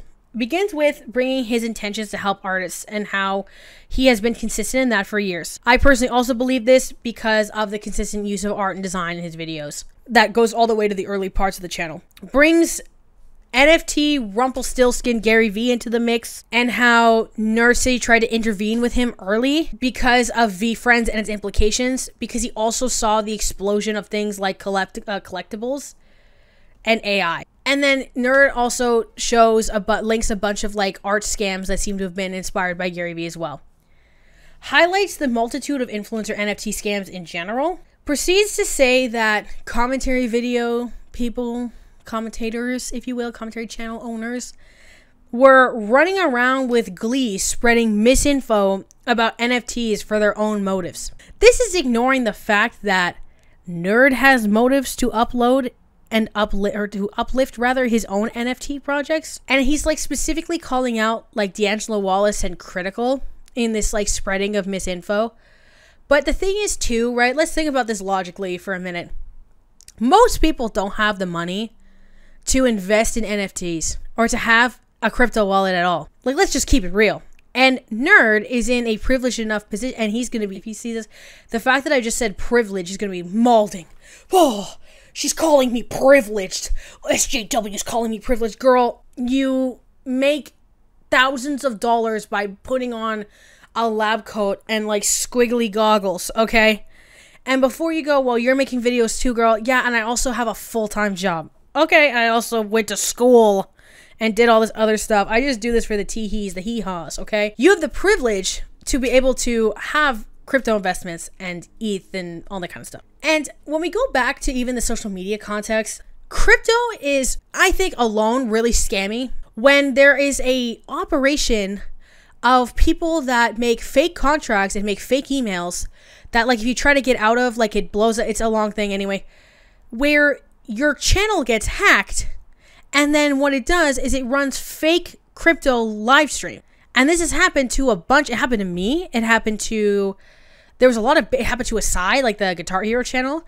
It happened to Shakar Transformations, because sometimes it's just opening the email or trying it out of the email, and it takes like a screenshot of your desktop or whatever, something like that. Anyway, I can't remember, but it's like that in itself is also going to bring a nature of scammy association with it too. When we're talking about the misinfo around crypto and things like that, and I'm bringing up that privilege of having to be able to have those investments in the first place, it is almost, I feel like it's better for a poor person to think NFTs are bad, even because of things that might not be super accurate, to then not waste their money on them, than to have NFTs gassed up unreasonably because of someone who wants to sell them, and then they make bad decisions. Because you're also not promoting the idea of more stable investments first, for example. So it's giving, I want my cake and I'm going to eat it too. States that his projects is to uplift dead avatars. Don't know what that means. Don't care that much. Talks about how there's a bunch of misinfo around crypto that he can debunk. Doesn't really do much for that. Always calls people mean names in comments, and we'll get to that later. I bring up the fact in my notes that never ever mentioned the way that crypto's untraceable. That's kind of its whole thing, right? Or it's like not traceable in good currency, like in the way that, like, if I take my Visa card and then I go to the casino and then, you know, my boyfriend looks at my Visa bill and is like, man, you went to the casino. And I go, no, I didn't. He's like, it's on your Visa. It's right there, right? Crypto is used in organized crime. So's real money, like so's paper money, cash, right? Because cash is not traceable in the same way that Interact and debit, or, well, Interact, is it called Interact everywhere? I don't know. Anyway, debit and credit are. Point is. And it's like, again, that's not something you might want to get into. And I'll link down below, like, so the problem is with the things like with crypto, when we're talking about research regarding crime and things like that, is a lot of it is still in progress just because of the stages that we're at, because crypto hasn't been out that long, but there is evidence that's implying that there is use. And also, I'm going to be real, I have hypothetically, allegedly in Minecraft seen / heard in game that people buy schmalicit schmubstances with cryptocurrencies because of that untraceable nature, right? So it's used for stuff like that, you know what I mean? So acting like it's like this be-all end-all thing that will cure all the world's troubles and also probably cancer or something is very, very wild to me. Says that ETH is better for the earth than like cash because of the energy that like mints use, which to a certain degree, kind of like, I can understand bringing up that like energy usage thing to a certain extent. Again, there's like all the other stuff that's like crazy and terrible that like I feel like you can just point at as well. But then links an SDG server for that, which I think is a little sus. Brings up that he has a team to combat misinfo around crypto. Hasn't done a good job of proving that because I haven't really seen much. Talks about how the NFT project's been a year-long thing to bring a high-effort project with good art, and how he's tried to make consistent aesthetics with combos and variations, consistent backdrop, and his Discord was voting on variations and things of the like. Combats misinfo by saying you can right-click and save it by people making that joke that it's stupid. That the skulls come with more than just an image, they also come with a Discord. Yeah, period, girl. Let's go. Does not want to use Patreon because the cut's too high. Discords get annoying. We can see later how annoyed he gets on Discord, girl. That his project is better than that of competitors because of transparency. So let's read some replies. I just took the top ones that he responds to. So not all of these are negative. Most of them are, though. Spoiler. User at Kikulism says, I'll always have respect for you for putting the effort in to try to show the good side of all this. Nuanced approaches to subjects are often so hard to come by these days, and I love that you push for that so much. Nerd City replies, that's a nice compliment, because you describe the content I like to watch. Eat someone else's takes. Reheated, then reheated, then reheated. It does me no good. Thank you for that. Ooh, I am a commentary channel that doesn't like scams, but likes ETH and Bitcoin, even though they're really often used for scams. I'm so different. Please pick me. At Full Luna says, so sad seeing such a talented creator scamming his audience. Nerd City replies, there is no scam. Thank you for the compliment. But pull your head out of your ass before speaking. I feel like he's just typing these and he's like giggling, like swinging his feet under the chair. Like, oh, thanks for the compliment. NFTs seem to be neat for certain projects, but it feels like their inclusion into any sort of system is arbitrary. In your case, you have a Discord server for users where you tutor them on editing and graphic design, which is very cool, but the point of NFTs is to gain access. Nerd City replies, "It sounds like you get it. I think this is progress. Remember, I'm responding to NFTs do nothing. I'm not saying Patreon doesn't work for many, but Patreon is centralized, censoring, expensive, and limiting. My goal is isn't to avoid crypto, it is to demo one use for it." The thing is, you know what you can also do? You can sell a Discord with money. Like, you can have like a members exclusive Discord for money. Or like, you can make your own website. You can host your own website too. Like, what I'm saying is, this can be done without it being done through cryptocurrency. Like, you're just using cryptocurrency to do something that already exists, and then saying, "I've proved that they aren't do nothing because I'm making them do something that can already exist with regular currency." It's just weird. Like, it feels like it's like, okay, it's like eating cereal with ice cream scoop, right? It's like, oh, well, they said this could only be for ice cream. It's like, yeah, but it's just worse. It's a worse way to eat cereal than a normal spoon. You know, oh, you've proved me so wrong. Because it's just very silly. Like, it's like, that, find a use for it that doesn't already exist with regular currency. Patreon's limited. Like I said, you can just build your own website then. Just do that. You can't, like, you think the whole internet's going to censor you? Then you're too paranoid, you know? Just make videos criticizing you. Oh, sorry. I can't see what the user is because of the length of it, but the official suck says, just make videos criticizing YouTube or Twitch or Kick even. I don't know how we got so off course from the content you were making. Nerd City says, I'm not governed by your list of approved topics. This thread answers your question. Take your time to see how we got off course. It wasn't me that got off course. It was YouTubers miseducating the public about tokenized art to pander to the Twitter mob. The woke leftists on Twitter. So there have not been any tweets from the Dead Avatar's Twitter account since April 24th of this year. But fear not, icons. Nerd continues at his own defense on Reddit, replying to a random thread that was a month old by the time he got to it. We begin to get an insight on the behaviors that inspired this video from me in the first place, responding to a comment in a thread in a pretty hilarious way. And I'll read you the back and forth right now. It's also on screen. I'm a bit out of the loop on Nerd City. What exactly did he do? I'm in the same boat. Ever figured out what he did? All I'm familiar with is that he got really into NFTs. He made a whole video talking about this huge NFT scam and how these guys were manipulating gullible people into buying low quality, worthless crap. And then he ended it with, and that's why you should buy all my NFTs, because they're actually good, because I'm definitely not scamming you. And then Nerd City, who is paging Dr. Downvote, says, do you struggle with nuance in every subject? It's just all binary to you. What about genders? I bet you understand that spectrum, no? Yeah.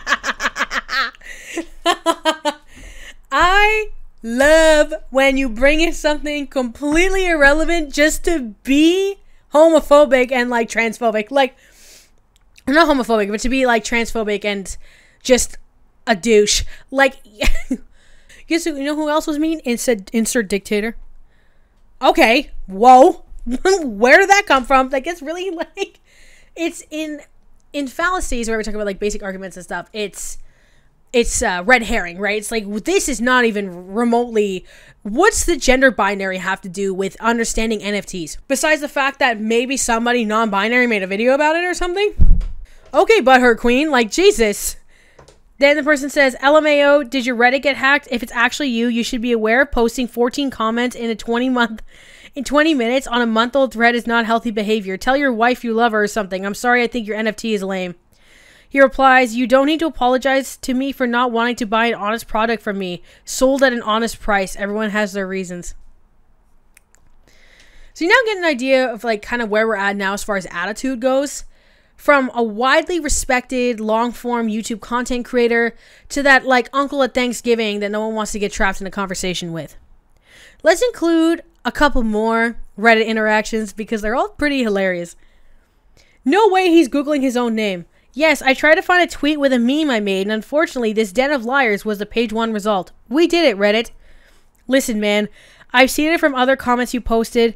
You're making yourself look like a child. I didn't even believe it's a real account because this is some It looks bad on every level, so please get off Reddit. You don't have to respond to every criticism or lie. If you're a fan account, you look like a deranged weirdo. If you're the creator himself, you look like a complete loser despite the fame. So please, this is my plea. Especially because I love the content, please stop making a fool of yourself. This is another thread that says, I'm the biggest hater of that podcast. Pyro gets clowned on constantly, but he's usually the only sensible one. I f***ing hate Colossal, and the more time that passes, the more I despise that intro where he calls Pyro a degenerate. Nerd City used to be massive both sides guy when I listened. Nerd City says, I haven't changed. People here are making up narratives to explain why they are feeling disconnected from a normal person and an ally like myself. The answer if you all got sucked into leftist activism and nonsense witch hunts. So this video, if you'll see the course of the content, obviously the clips and other things I've put in, this I've not changed isn't true. Like this, the whole point of this video is that it's like a timeline of all these things, right? Because there are a lot of people talking about, specifically when it comes to Nerd City, just like the Twitter stuff and the Reddit stuff as it happened. I wanted to look into things through the context of where things started and where he was held and when criticism started to get to him. And he used to face things more directly in like a debate format to now just being like a pissing, and crying Redditor. Someone says, bruh, you're one of the ones who brought up trans people in the first place. You've been arguing Reddit for hours. You are not a normal person.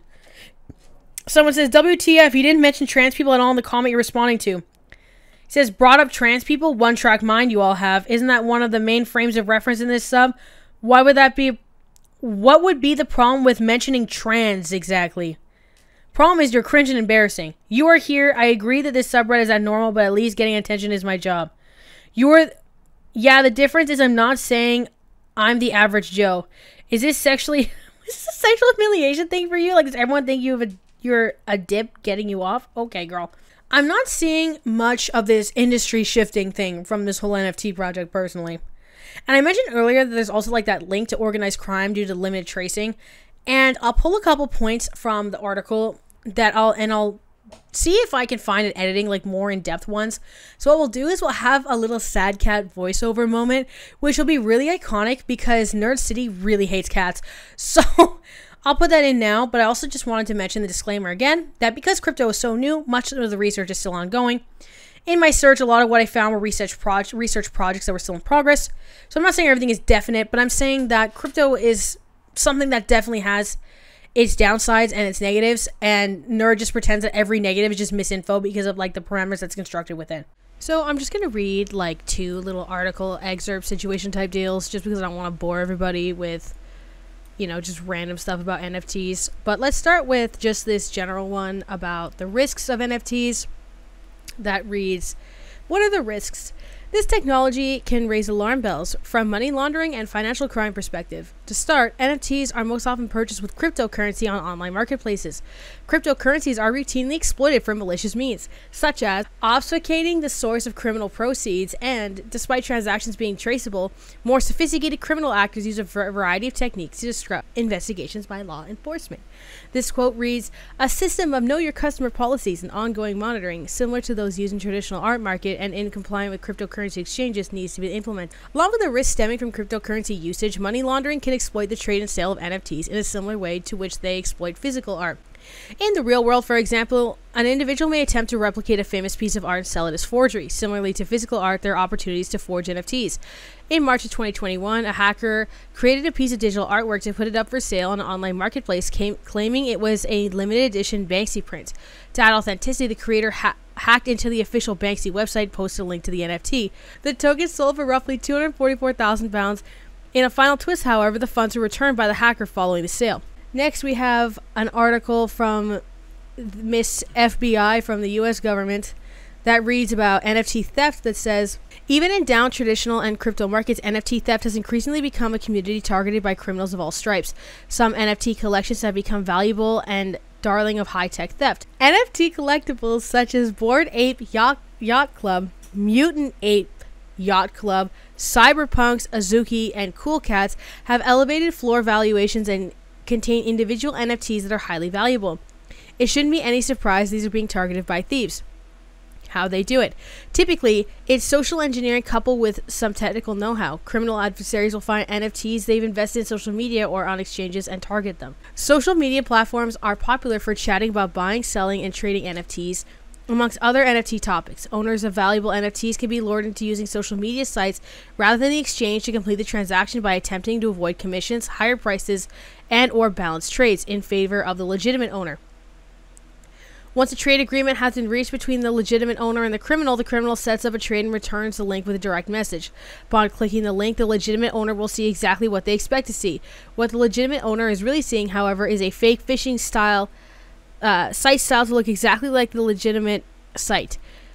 It all looks good to the legitimate owner. He/she links her digital wallet to the site and executes a trade. Upon doing so, the legitimate owner has granted full access to his or her digital wallet and will quickly notice all of her NFTs being stolen. Stolen NFTs are listed on exchange at discounted price and quickly sold. The funds from the resulting sale are done through several wallets and or mixers to wash it. Voila, new victim is born. How to defend against it. Since NFT theft can take place as a drive-by theft or over a period of using social engineering tactics, it's important to adhere to community standards to protect yourself. Do your due diligence. Check multiple NFT exchange sites to see if the NFTs you're interested in have been flagged for suspicious activity. Check social media sites for chatter related to NFTs you're interested in. Be suspicious of deeply discounted NFTs. For example, if you know the floor price of a collection is 100 ETH, be suspicious if you can buy into the collection for 50. Don't be afraid to contact current or previous owners. There's a myriad of ways to contact owners, even anonymously, either via Blockchain Explorer or applications you use. Transactions are written permanently to a public blockchain. To add an extra layer of protection, you can view anyone's wallet activity on a blockchain explorer such as Etherscan. You can also view a specific NFT's activity on NFT exchange websites and or the blockchain. And the blockchain explorers can provide wealth of useful information. Store your NFTs and other digital assets in a hard wallet as opposed to software wallets or an exchange. As the old saying in crypto goes, not your keys, not your crypto. The same can be applied to NFTs. If you're going to execute a trade, initiate it from a trusted trading website or exchange and not from a social media DM containing a link. If you see one of these, chances are you're being phished. Adhering to these community standards will keep the NFT markets fun and, importantly, safe. What to do if you become a victim? First thing you need to do is report it. You can report it to the local FBI field office or report it to ic3.gov. Have as much detail as possible ready for the complaint and when the FBI agent reaches out to you. Important reminder, if you knowingly buy, sell, or trade NFT you know that is suspected or stolen, you could be committing a crime. Now, I understand that when I was talking in the video, I was talking about kind of the use of cryptocurrencies as well, in general, for like money laundering and for schmalicious schmupsices. I will link more articles below, but I wanted to focus on this in this particular section on specifically like NFTs. But yeah, so that's kind of the things I've been finding. Overall, it's not looking good. I feel like it's pretty bad when the FBI has a press release on how bad it's gotten in Las Vegas, the one where everybody loses money on stuff for very silly purposes. But nonetheless, that is my little cat rant right now, and I will continue with the video. And this moves us to probably the most chaotic part of the video and the final section, which is the TBH podcast. Part 4, TBH podcast madness and questionable friends. So before we really dive into all of this, I need to just do a quick TLDR on what the TBH podcast is. TBH podcast, which first aired March 8th, 2022, is, or maybe was, I don't know, which we'll get into, don't worry, hosted by YouTubers Colossal's Crazy, Pyrocynical, Dolan Dark, and Nerd City. This podcast goes through an array of topics from pretty, in a sort of casual format and conversation style that ranges from updates on host content, reflecting on eras of YouTube, and more toward the end, primarily discussing YouTube dramas. Now, I feel like many of you might be confused between my back and forth on present and past tense. It's because the current state of the podcast itself is really up in the air right now. The last public upload was August 4th, and the last Patreon upload was August 8th, meaning that they've missed their sort of September upload that's usually between the 4th and the 8th. At the beginning of the podcast, it really seemed like the idea was that, this is just for me, like rewatching old episodes, was that it was sort of going to be run by Nerd City and Colossal's Crazy, and that Pyrocynical and Dolan came in as like, Dolan Dark came in as like kind of like a comic relief. And this is just speculation, but I feel like what happened was the goal was to center Nerd City and Colossal, but Pyrocynical has the largest subscriber base by far. Like the next person down, Pyrocynical has over 4 million.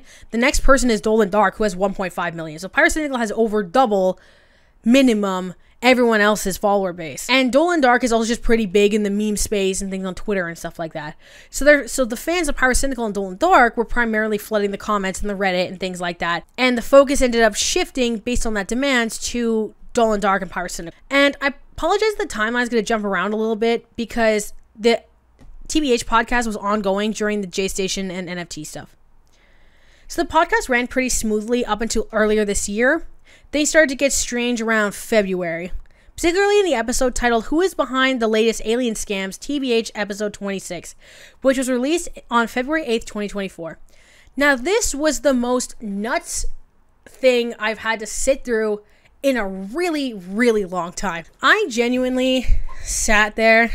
I was watching this in a cafe, God forbid, and like was just like dissociating because I just like couldn't grasp what had happened. So the episode goes through the reframing and finding of UFOs and UFO parts and how people are starting to frame them as demonic. They hypothesize that there's a possible psyop, they being Nerd City in this case, a bunch of high-profile people. There's a psyop between a bunch of high-profile people, including a claim that religion on Earth was used as a way of avoiding damaging containers from the aliens. Yeah, so to make that try to make any sense, because that said this was rough, there's Nerd City was saying that a bunch of high-profile doctors and stuff like that were saying that aliens actually planted religion, which like all these people have never heard of, and I don't know the validity of these things, and I'm not about to go into all of that stuff because I'm gonna end up on like corners of the internet that'll have the FBI knocking on my doors. I feel like it's what happened is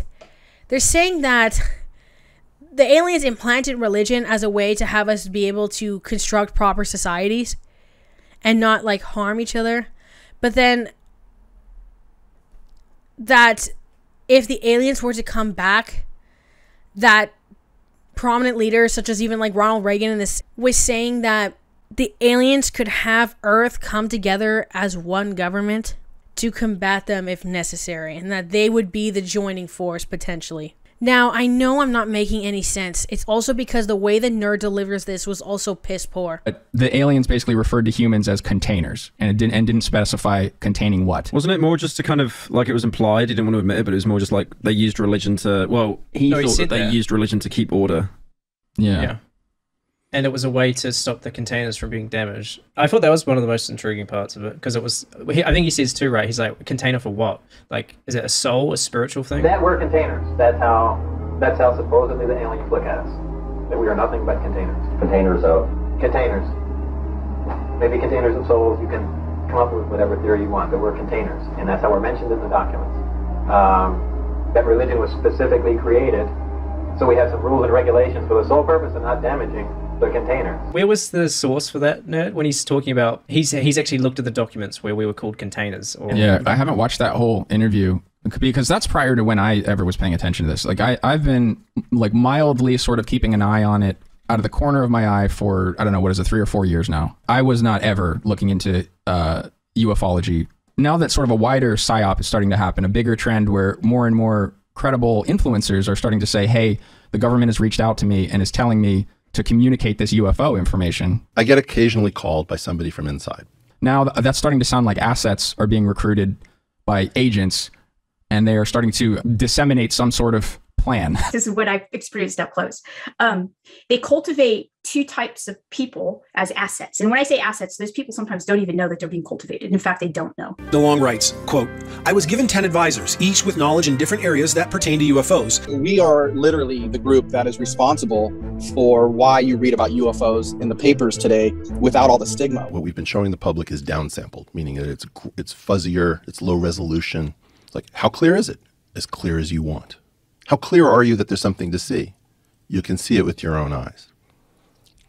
There's no question. They're being used, right, to propagate misinformation. At many points in the day, Gary and I would go aside and kind of confer without Tyler listening and saying, is this a setup? And so he goes, well, let's just try to find some stuff and I'll analyze it. That's getting into what I think might be going on. We may be faking a UFO situation for reasons that I don't understand. Nerd then brings up Alex Jones's globalist theory that there are a group of demons there to control the earth, and essentially is saying that aliens are more plausible than demons anyway, so utilizing them for that purpose makes sense. Now, I'm going to come in with something because nobody's going to bring this up except me. If you do not know, that theory, which Nerd does not mention this or challenge this in any way, is just reskinned anti-Semitism globalism. To brainstorm, it's one of these small contingency plans that would be filed away along with 20,000 other unlikely scenarios and what the government should do if it happens. And one of them was, you know, what would it take if we were trying to unite every country at once, stop all wars, and create a global government? I mean, that was the entire plot of Watchmen, wasn't it? That's what stopped World War III, because they made up a lie that there was aliens, so Russia and America wouldn't do a Cold War. Yeah. When Reagan came into the White House and was able to, you know, look through classified documents, I think he basically did like he name searched UFOs, pulled material on that, and one of them was this contingency plan of how do we create a one world government. And he was like, oh, this is cool. So it sort of stayed in his mind. And when he was speaking at the UN, he goes, you know, it would, if aliens invaded, it would make this whole Cold War seem silly. I think we'd be able to agree that we're fighting over nothing, and but it would take an alien invasion. Perhaps we need some outside universal threat to make us recognize this common bound. I occasionally think how quickly our differences worldwide would vanish if we were facing an alien threat from outside this world. And so Reagan added like the highest credibility to the conspiracy theory. The second coming of the Son of God of every religion would be projected on a hologram in the sky, speaking in every regional language, you know, using satellites or something, and broadcasting down so that people would see in America, in Christian nations, they might see the second coming of Jesus. Others would see, like, you know, Prophet Muhammad. You know, you get the gist. And there's some narrative where it turns out that it's actually, that it was aliens tricking everybody and we have to unite against the aliens. And it's this insane plan that I never put any credence to. But what's bothering me is, what is the end result of all of the things that I mentioned?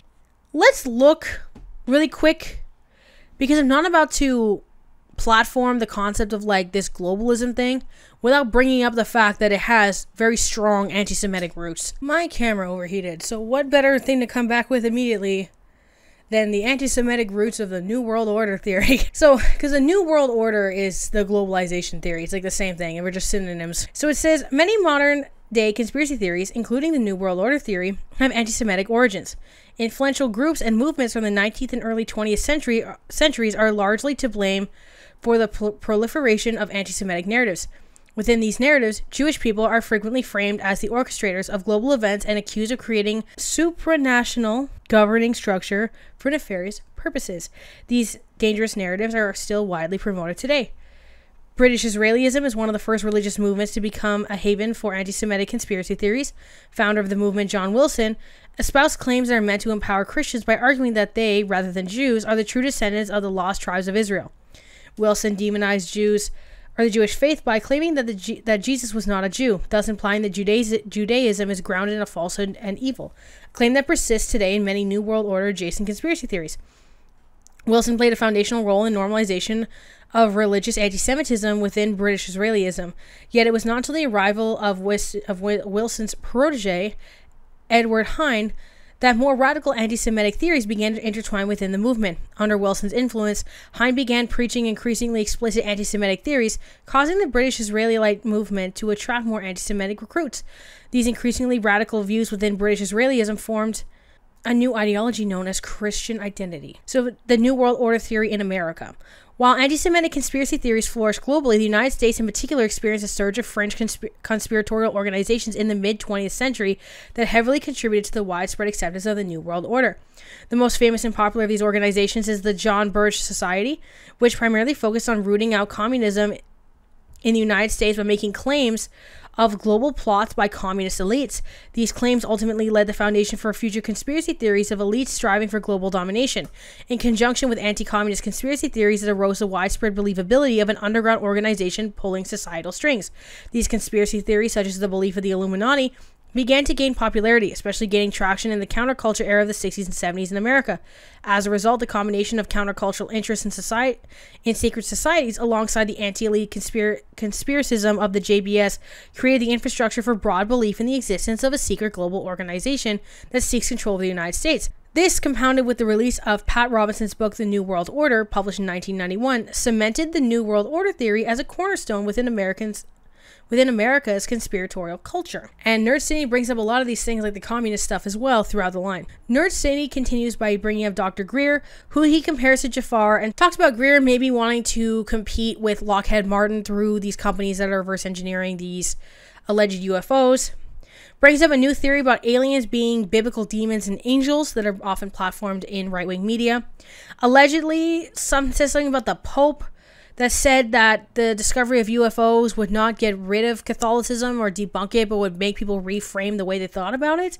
There was a theory that aliens would project images of gods with scripts in a bunch of languages to fool religious people, and that aliens planted religions here. So from here we get to the part that just made me simply dissociate in public and just sit in silence staring at the wall of this like cafe I was in.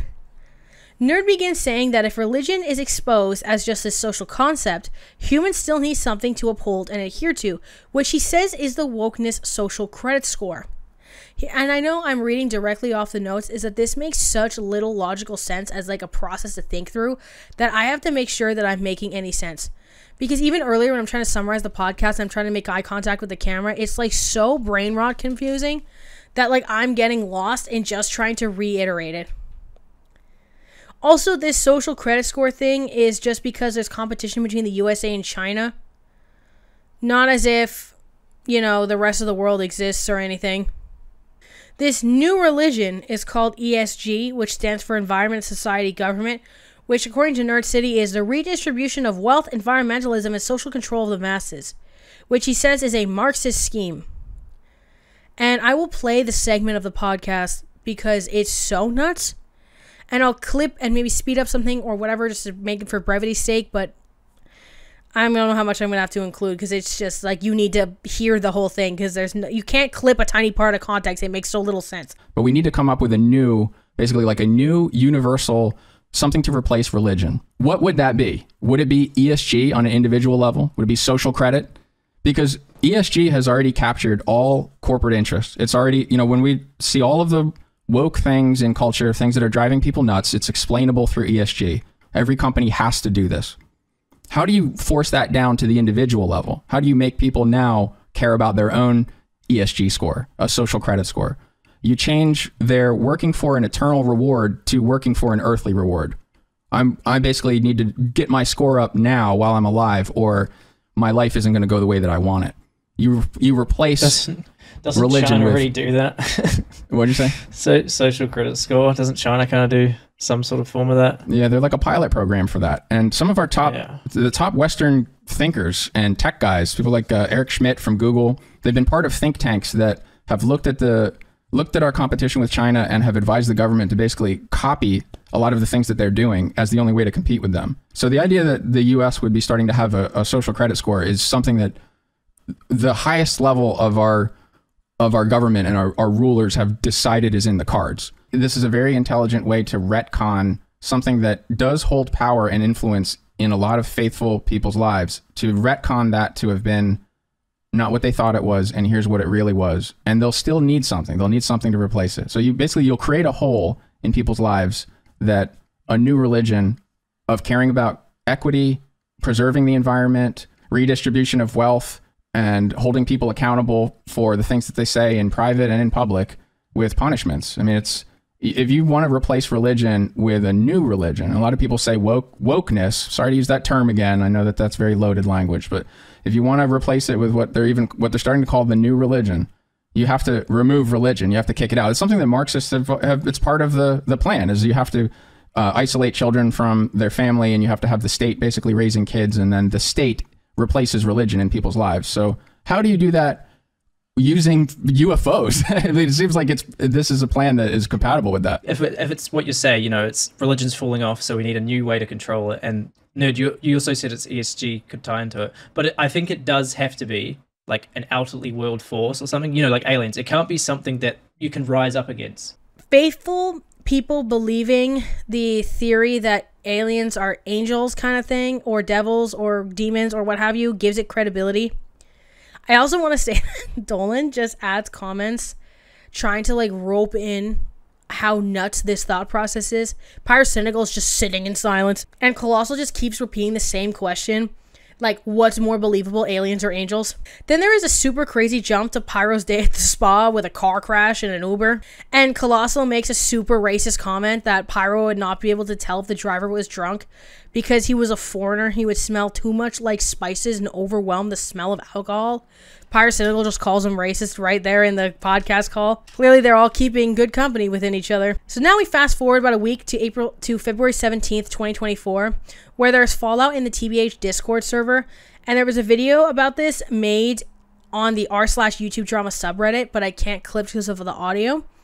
On February 17th, Nerd City had a meltdown in the Discord, saying that the community is not at all what he wanted, and stated that the moderation within the Discord was too lax. Or he left around then and came back on June 13th, to which he came back with a wild new demeanor. And he begins by banning someone named Bub Films because they asked about Nerd City's development team, making a shitpost where he replaced the members of the development team with like the Islamic State and Kyle Rittenhouse and Dabuscus. And then another person had posted a GIF making fun of NFTs. They got timed out. And then he went on a banning spree to cleanse the server. But when we focus on what was happening in February, when nerds started combating different claims and being mean to people in the Discord, they started making memes of this like random four-eared cat. And that was like begging people to buy NFTs. And they also began adding the word DAP into every sentence and changing their profile pictures to cats and just spamming GIFs of cats in the Discord general chat to make fun of Nerd City. Nerd talks about this and his hate for the Discord in The Truth About Tumat, TBH episode 27, which I will put a little clip of it in, but essentially it's just Nerd City hates that he can't brand the general chat conversation of the Discord. All right, so I don't hate cats. I don't like them. I don't prefer them as a pet. But that's really not the fight that we've been having. I think first you have to explain why they're even asking this question. The reason they're asking this is because one of the reasons that the Discord is so unusable and shitty is that maybe like 1 out of every 4 messages posted is a GIF or an MP4 of random cat doing a random thing. It's not their cat necessarily. It might just be something that's on the tenor keyboard. It might be something from TikTok. Just a cat doing something. Stock image of a cat. Cat being funny. A cat being scary. A cat being retarded. Any kind of cat. Just whatever. Dolan has encouraged this. Every sticker on our Discord is a cat. So it's a way for them to relate to Dolan, and so I guess relate to the show. But my problem with this is the cat doesn't actually relate to the show. We've never talked about cats until this very moment. So it didn't make any sense. It also was so generic that, well, you know, you want to try to find a smart way to, like, notice the creativity that's happening within your community and then elevate it and like reward the people who are doing funny things. So you're always kind of on, you keep your eye out for when someone shows they have talent or when they've picked out a meme out of your content that you didn't even think of, you know, it starts to have a life of its own. So, you know, you're looking for things that we could put on the TBH Twitter account or that we could make into a sticker, you know, or pin, you know, to kind of like highlight it and put it on with a magnet on the refrigerator and go like, this fucking rules. We like this. And what I was just seeing over and over were cats. And that just, we can't do anything with that, you know? And what I said to Dolan is like, imagine best case scenario with the cats. Imagine that every reply to something related to our show or our posts on Twitter is cats. It'll be so generic because it's such a, it's like the most common thing that anyone has ever posted online, or like cat videos. That used to be the main knock on the internet. Oh, it's mainly cat videos. So it couldn't be recognizable. We couldn't brand it. So it just seemed like a dead end. So I was trying to like, why are you just trying to use people for your product? They're paying you to be in the Discord. Doesn't even make sense. So how was Nerd City responding to people posting cats? By calling them slurs. Yes, girl. I'm going to put screenshots on here, but they're censored.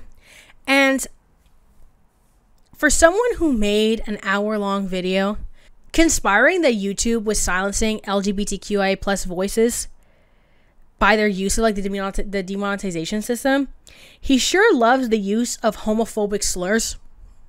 Also ableist slurs, which are just to be expected in this end of the commentary community. And I know y'all like when I read screenshots. That was a big complaint in my other video, that I didn't read out the screenshots of some of the parts. It's just because it was just too intense, but I digress. I'm not going to read these ones that you're seeing on the screen right now for very obvious reasons. Pause the video if you want to. But, like, they're there, okay?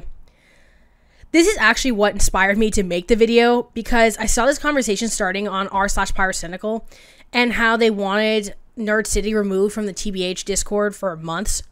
Nerd City then added a mod from the Dead Avatar Project Discord named Merlin, who started mass banning people, and Nerd brought in 2 other mods to continue this, which left the server in chaos. There ended up being a new server called TBF, to be fair, that many people went to so that they could escape Nerd City, pretty much, and the TBH Discord became kind of like a wasteland. Now, speaking of homophobia and other really horrendous behaviors, he spirals more on the actual podcast.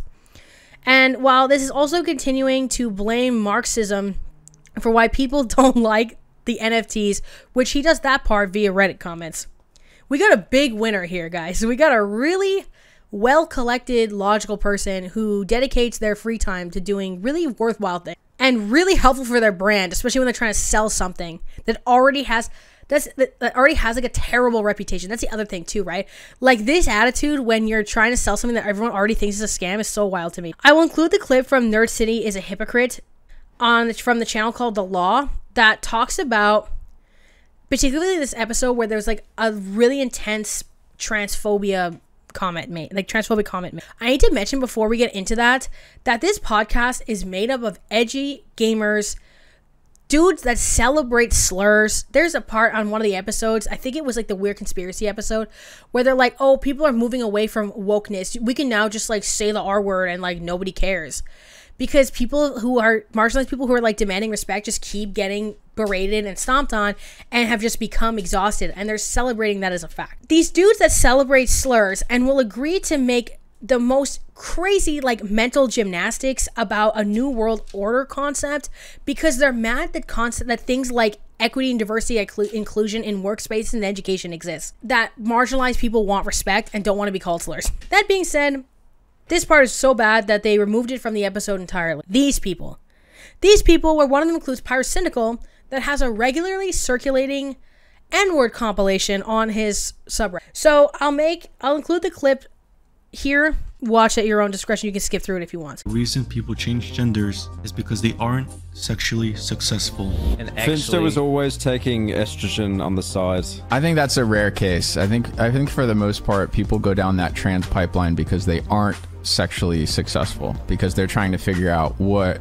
is going to work for them. Oh boy. I wouldn't make right. Yeah, I guess we'll leave that alone. You know what's bad? When the racist clown freaks out at your own transphobic comment. There's also a 12-page document outlining Nerd City's hypocrisy that includes uncensored replies that I was putting on screen in the Discord. This is also linked in the research document that I'm using. Then we get to the Dr. Disrespect episode, where Nerd and Colossal defend Dr. Disrespect, saying that there was a woke operation within Twitch coming for him. In my Dr. Disrespect video, I already talked about this and made a Cope compilation of like what they were saying. So I've already clipped it to like the main points. I'm going to play that here now because I don't want to reinvent the wheel on something that I've already made. That's in here now for you. So to summarize this podcast episode that was talking about Dr. Disrespect, it was essentially Dolan Dark sitting presumably in fear and silence with a little bit of chiming in.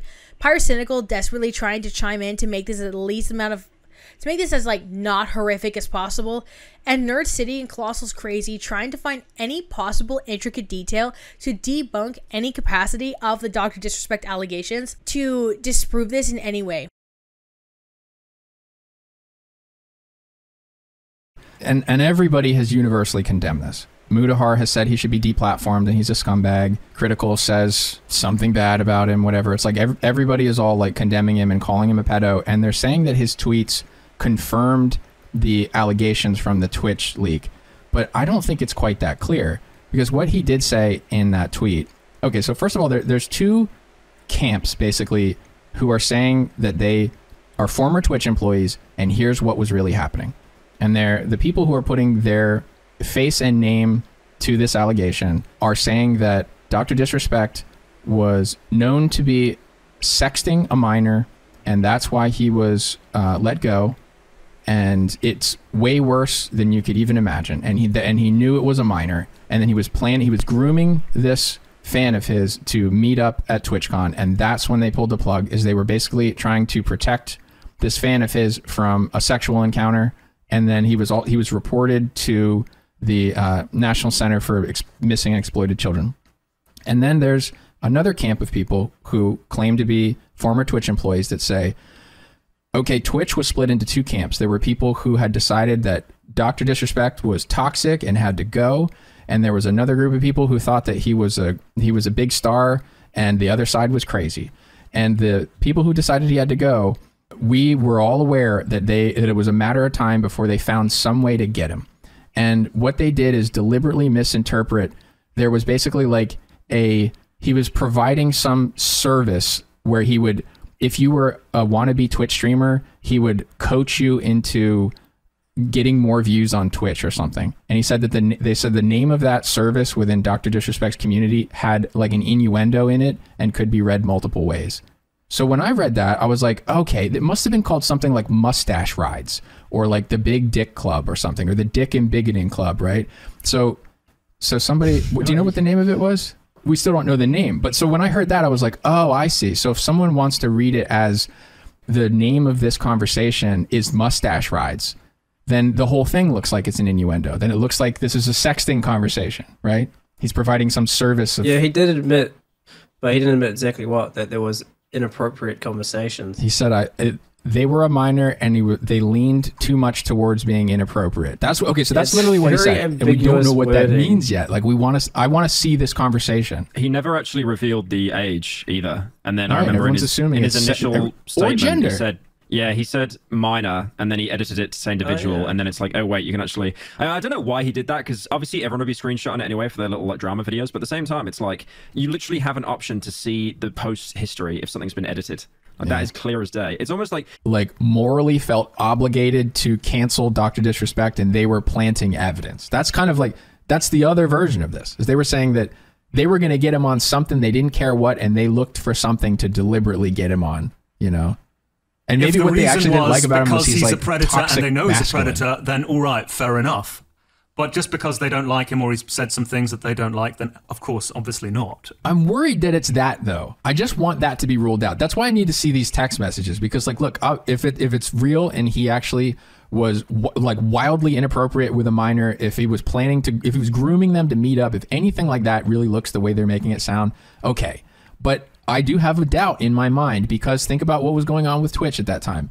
There was someone from the trust and safety team who had the pronouns of deer, right? It's like they were running a very, very woke contingent of that company. And so I can see them maybe thinking that Dr. Disrespect is not the kind of guy that they wanted to have be a star anymore. And so for the greater good of, you know, maybe having someone like iShowSpeed or Kai Cenat be the star, we got to knock off this toxic masculine guy, you know, this white guy, right? So like, I just want to make sure that this was not a fucking dirty trick played on him. Why don't Twitch just come out and say, we cannot reveal this information because we are under NDA contract? Because if they put out a statement saying we can't say anything, our hands are tied, they'd probably lose a fuck ton of shareholders. I just think if the company that he had the game with investigated and then dropped him because of it, does make it seem pretty likely he's guilty. Obviously, you can't just assume it, but yeah, he definitely looks guilty. They must have. They would have had to find something to drop him because of it. It doesn't look good, but it might have just been that they talked to these people who were like, "Hey, I used to work at Twitch, and he was having inappropriate messages with minors. I saw it with my own eyes." Okay, and he was planning to meet. Like they just say it convincingly to his partners at the video game company, and that's all we know that they heard, right? Because even the fucking video game company is not saying. We are appalled at this literal thing that he said to the girl. About what they found, right? They yeah, just had we had to act. It's all bizarre. The game dropping him would be like if Tony Hawk dropped Tony Hawk's Pro Skater. Like it's that sort of level of involvement. Yeah. So I feel like they had to have found something to drop him because of it. But again, it is speculation. Yeah, it's less what he's saying that is bad. It's more what he's not saying. So let's look at this claim that she was 17. Almost an adult. Don't know where it came from, but let's just run with that. Say she was 17, almost an adult. I think Dr. Disrespect would know to say 17 years old, because when you say minor, you're not assuming 17. You're assuming like 15, 14. You're assuming the worst you can. Okay, let's say one of us is accused of the same thing. Let's say we've had inappropriate messages with a 17-year-old. We're not going to use the terminology minor. We're going to say 17-year-old, because it sounds a lot less bad. Just planning ahead in game. It's just common sense.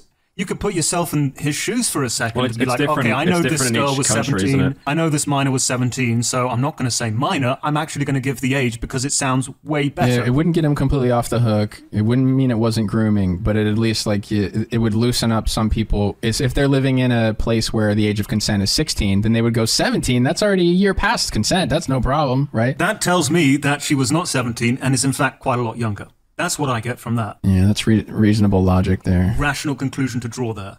Did he say that because he truly is a fucking idiot? I think he just kind of thinks emotionally, you know, whether it's he just like wants something or he gets mad. And sometimes it's like, I want these people to fuck off. I want this girl to be talking to me. You know, it's like, I think he's just thinking like not with his brain. I mean, with the way he came out with the twit longer, now he changed it so quickly. Yeah, it's almost like for how huge this NDA is, this fucking thing that's like blocking all parties from speaking. It is weird he took minor out and put it back in. Yeah, he knew it was a mistake. That's like the biggest fucking mistake to make. And how do you notice that 30 seconds after posting it? Maybe he realized that info would come out proving it was a minor, but who knows? Also, is it possible that he genuinely didn't know the age and he's just been told, oh, you were messaging a minor? He's like, I'll just take responsibility for the worst thing it could possibly be, and that'll put it behind me. And then he noticed that in his replies, everyone was fixating on the word minor, and he's like, oh, whoops, I screwed this up. I should not have said minor. That's another case, colossal, of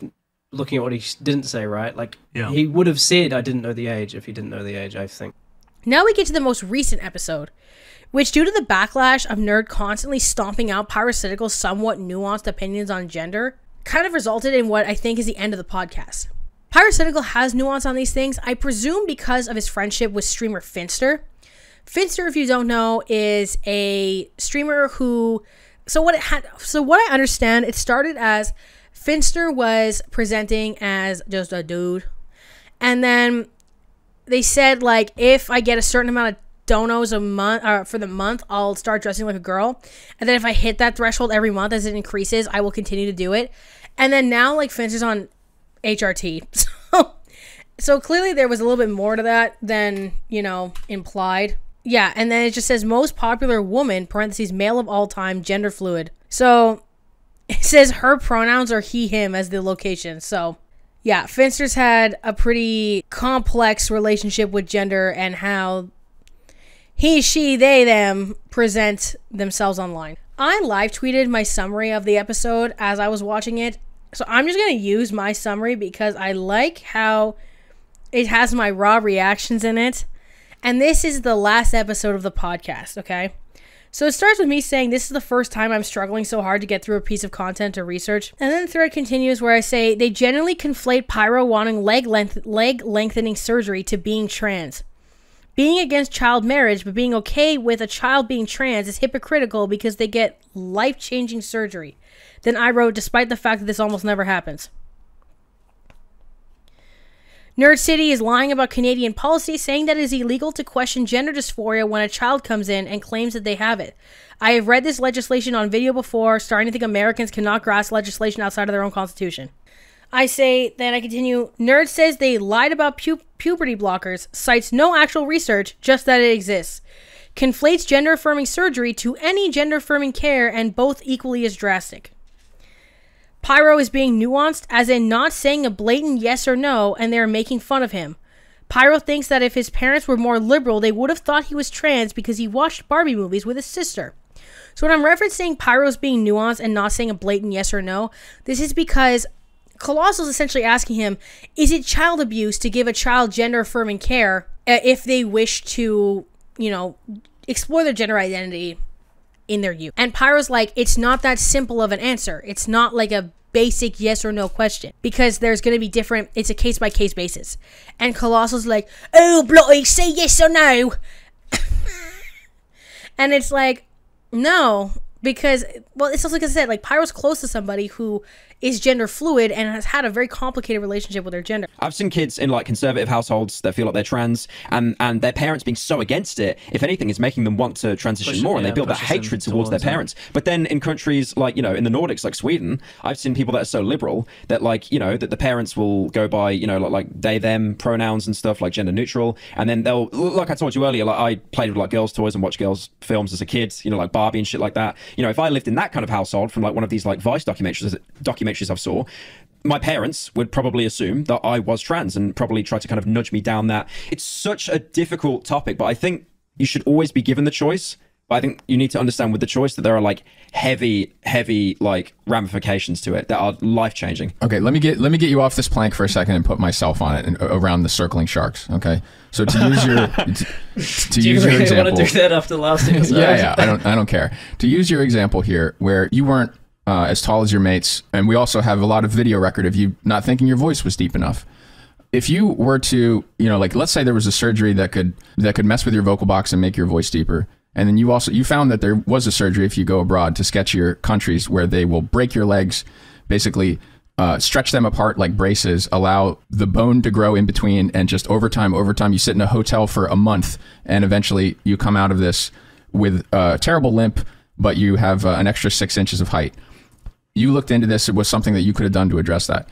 Part of getting approval for a surgery like that should involve talking to a psychiatrist or a psychologist, clinical psychologist, who would say, who would interrogate these thoughts you were having and would go, now, Niall, are your friends telling you that you're too short? Are you getting a lot of this data from the world? Are they telling you you're too short? Or do you see your friends who are tall and you wish that you were tall? Are you envious of them? Because you don't need to be envious of them. Like you're valuable in all of these other ways. And they might identify that you were feeling envy. And that you actually, you know, that's a difficult thing for parents to sort out and to say to their kid, like, hey, are you just jealous? You know, they're going to be like, what they're going to do is try to affirm just one side of it and be like, you're perfect. And you don't trust them because your parents have always been telling you that you're good, right? You're like, they don't know. Like you reach this age where you don't believe their compliments anymore, you know, but that's why you would need to talk to a professional who would interrogate that. Now, to take that example and then put it back on trans, this is very hot. This is a very hot topic because in Canada, in order to eliminate the basically like camps that religious fundamentalists would send their basically gay kids to convert them, conversion camps. In order to trying to target conversion camps, they made it illegal for medical professionals, psychological professionals, to people in mental health to do anything other than affirmative care when someone comes in and is experiencing distress over gender identity. So they can't do that questioning. So if someone comes in with a self-diagnosis, the equivalent of you saying, hey, I'm too short and my voice is too high based on potential envy, they can't identify that in the case of gender identity stress. They're legally not allowed to. So it's like a rubber stamp. If you go in with the equivalent of my voice is too high, I'm too short, they have to go, we agree. When do you want your surgery? You know? And finally, call Charlie's opinions on gender affirming care being accessible to children as long as their parents consent as extremist behaviors. And this is where it's just Colossal and Nerd essentially saying that, like, considering that and that because children are allowed to explore their gender, that it's leading to like a decline in society, and that people are like too soft and letting kids do anything, and it's illegal to not agree with them saying they have gender dysphoria, which again is not true. So after this, Discord messages leaked of Nerd saying that if Pyrocynical essentially does not disavow the hate on r/Pyrocynical and on his Discord, that Nerd City will not record any more TBH episodes. And in the last episode, uploaded to Patreon on August 8th, they do not include Nerd City at all. So then he puts this large post in the Discord about leaving the podcast, which I will read to you right now. And here's the manifesto. This is going to take me a second. This is very, very long. Some TBH lore you might not know. Clown and I launched this podcast with a plug at the end of our J-Station collab. As a result, it was those viewers and then a handful of Twitter replies from all 4 hosts that really got the ball rolling. I also edited the visuals for those first 3 episodes, and TBH was a bit more like a video series than a podcast back then. Looking back, I feel confident that I knew how to keep the earliest TBH subscribers entertained. That did not remain the case over time. By far, it's Pyrocynical who has the largest fan base of our 4 hosts. And once he started to link the TBH pod to the end cards of Pyro Live, it picked up and changed our demo dramatically. Jay would also work Pyro's face into our thumbs and his name in the titles, which boosted our subscriber growth by a lot and strengthened the connection to Pyro's channel. More people are interested in Pyro as a topic than they are in Nerd, Colossal, or Dolan, so this is a strategy continued to work. The top comments changed from telling the rest of us to replace Pyro to telling the rest of us to sit back and stop yapping so much and just make fun of him now and then. Another thing that became increasingly clear: most topics that I think are interesting will bore Pyro's viewers to death. On my channel, I have a theme of exposing secrets or exploring theories that sounded like crazy conspiracies, but that I could demonstrate were true. This is funny because when we think about the criticism of a lot of his videos, it's that he can't actually back up the main guys or the main basis of the videos, and that he fights over semantics and starts raging in comments instead of actually finding a way to accurately prove things. In one case, I helped confirm that YouTube had a secret rating system for each channel and video. In another instance, I collaborated with analysts to show that YouTube's boss was suppressing LGBTQ creators. As you might recall, on episode 5 of the TBH podcast, I went over ESG scores and BlackRock's Aladdin stock picker about a year before the concepts were mainstream talking points, and I'm proud to say that that episode is our most viewed and is now close to hitting 1 million views on YouTube. And in regards to the proving the bot thing, he did not prove that there were manual reviewers that were, he just said something that was kind of racist and then that was it. And also the system, like I don't know, I still can't figure out where that concrete evidence lies. However, as time went on and as our demo kept evolving, it got harder to ever share a topic like that on the podcast again. Pyro's viewers don't seem to enjoy when I explain things, and the topics I like tend to be a minefield of keywords that are suppressed by the algorithm, like Bill Gates or demons. I wonder why. Things that are historically anti-Semitic and are crazy pipelines for Nazis. Anyway, and you never ever acknowledge that that's the case either. That's another problem that comes with this. Is what I did. I did keep trying to add value to our show, but more and more viewers would voice their concerns on Reddit and in our comments about how I was unironically including clips from alt-right shows like the Joe Rogan podcast, or mentioning alt-right conspiracy theories such as mental disorders in the DSM-5. Less yapping, make fun of Pyro more were the main requests. Okay then. It's almost like in a podcast of 4 random commentary channels, people are not trying to be fed alt-right propaganda points. And it's not, he's quoting it like it's not provable. That these are, I literally read theories about why that's the case. As a creator, I like to work on content that people will enjoy. And unfortunately, there was a feedback loop where the more I tried to take a backseat on leading our discussions, the more that the minority of viewers who joined from my channel would politely tell me they didn't like the podcast anymore. And to be honest, I started feeling increasingly unhappy with contributing low-effort work to the show. There's been a push and pull where I always wish the show could represent something more useful to people. So, to be honest, the way this all turned out made me feel pretty angry the past week, and by complaining openly, I tried to force my co-host to see how bad things really are. The most maddening thing is, I believe we recorded a pretty good episode in TBH 31. A surprising amount of people even said it was their favorite or the best episode yet. But in spite of all that, it still missed the mark by a lot with Pyro's subreddit. So a few days ago, I lashed out at Pyro over this, in public and in private, because I felt like he wasn't defending our show when it got heat from his fans.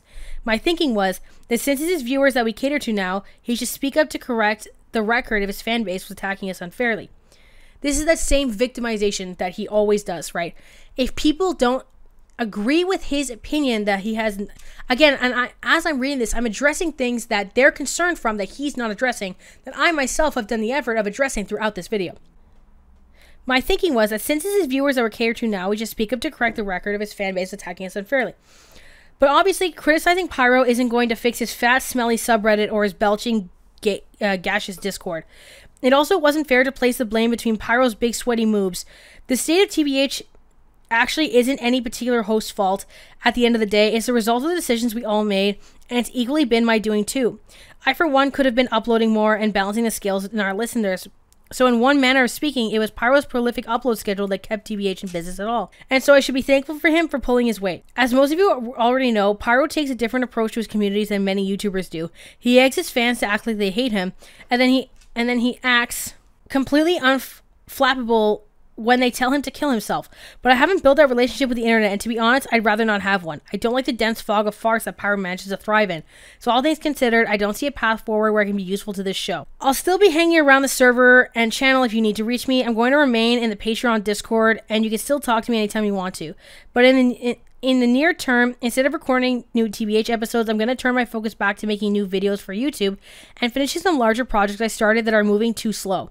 Now and then, if I have a good topic to yap about, I might record an audio stream for Nerd Suburbs and cross-post it on X on @Nerd City. I'm looking forward to uploading again and maybe a new challenge from starting from scratch and sitting alone with a microphone yapping into the void. Thank you to everyone who supported TBH on Patreon. I'm grateful you gave me a chance to entertain you. If you're subscribed to Nerd City on YouTube, I aim to have interesting videos to show you soon, nerd. So this was originally posted about a month ago, and there's still nothing. There were also conversations around Nerd once being associated with Shadman, who was, or is, I guess, kind of an NSFW artist that would depict underage people in sexual acts, and has also been accused of being very predatory himself, and was also arrested in 2021 for assault with a deadly weapon. Now, I don't know the ins and outs of Shadman. A lot of more people on the internet have a way clearer idea. I know that there were a lot of associations between Shadman and Ava Chris Tyson.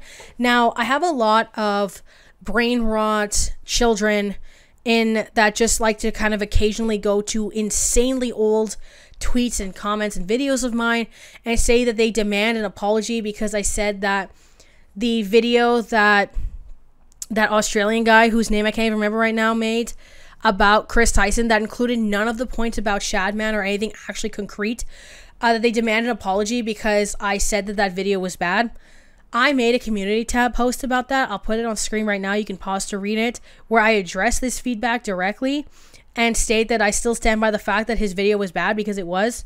And I want y'all to, like, just leave me alone. Like, you're cringe. I'll just block you. Like, you're stupid. I really don't know what to say. Like, don't take a very serious situation about, especially with such inflammatory discourse around someone who's transgender and predatory behavior, something that people in alt-right pipelines, for example, have put trans people in danger. Don't take something like that and make it as a gotcha vendetta towards me. Like, you're just pathetic for doing that. That's my, like, statement on, like, that type of action. And I said, too, that I took down the video because I just don't want a video where I platform a person as innocent, even if at the time there was nothing to really go off of like that.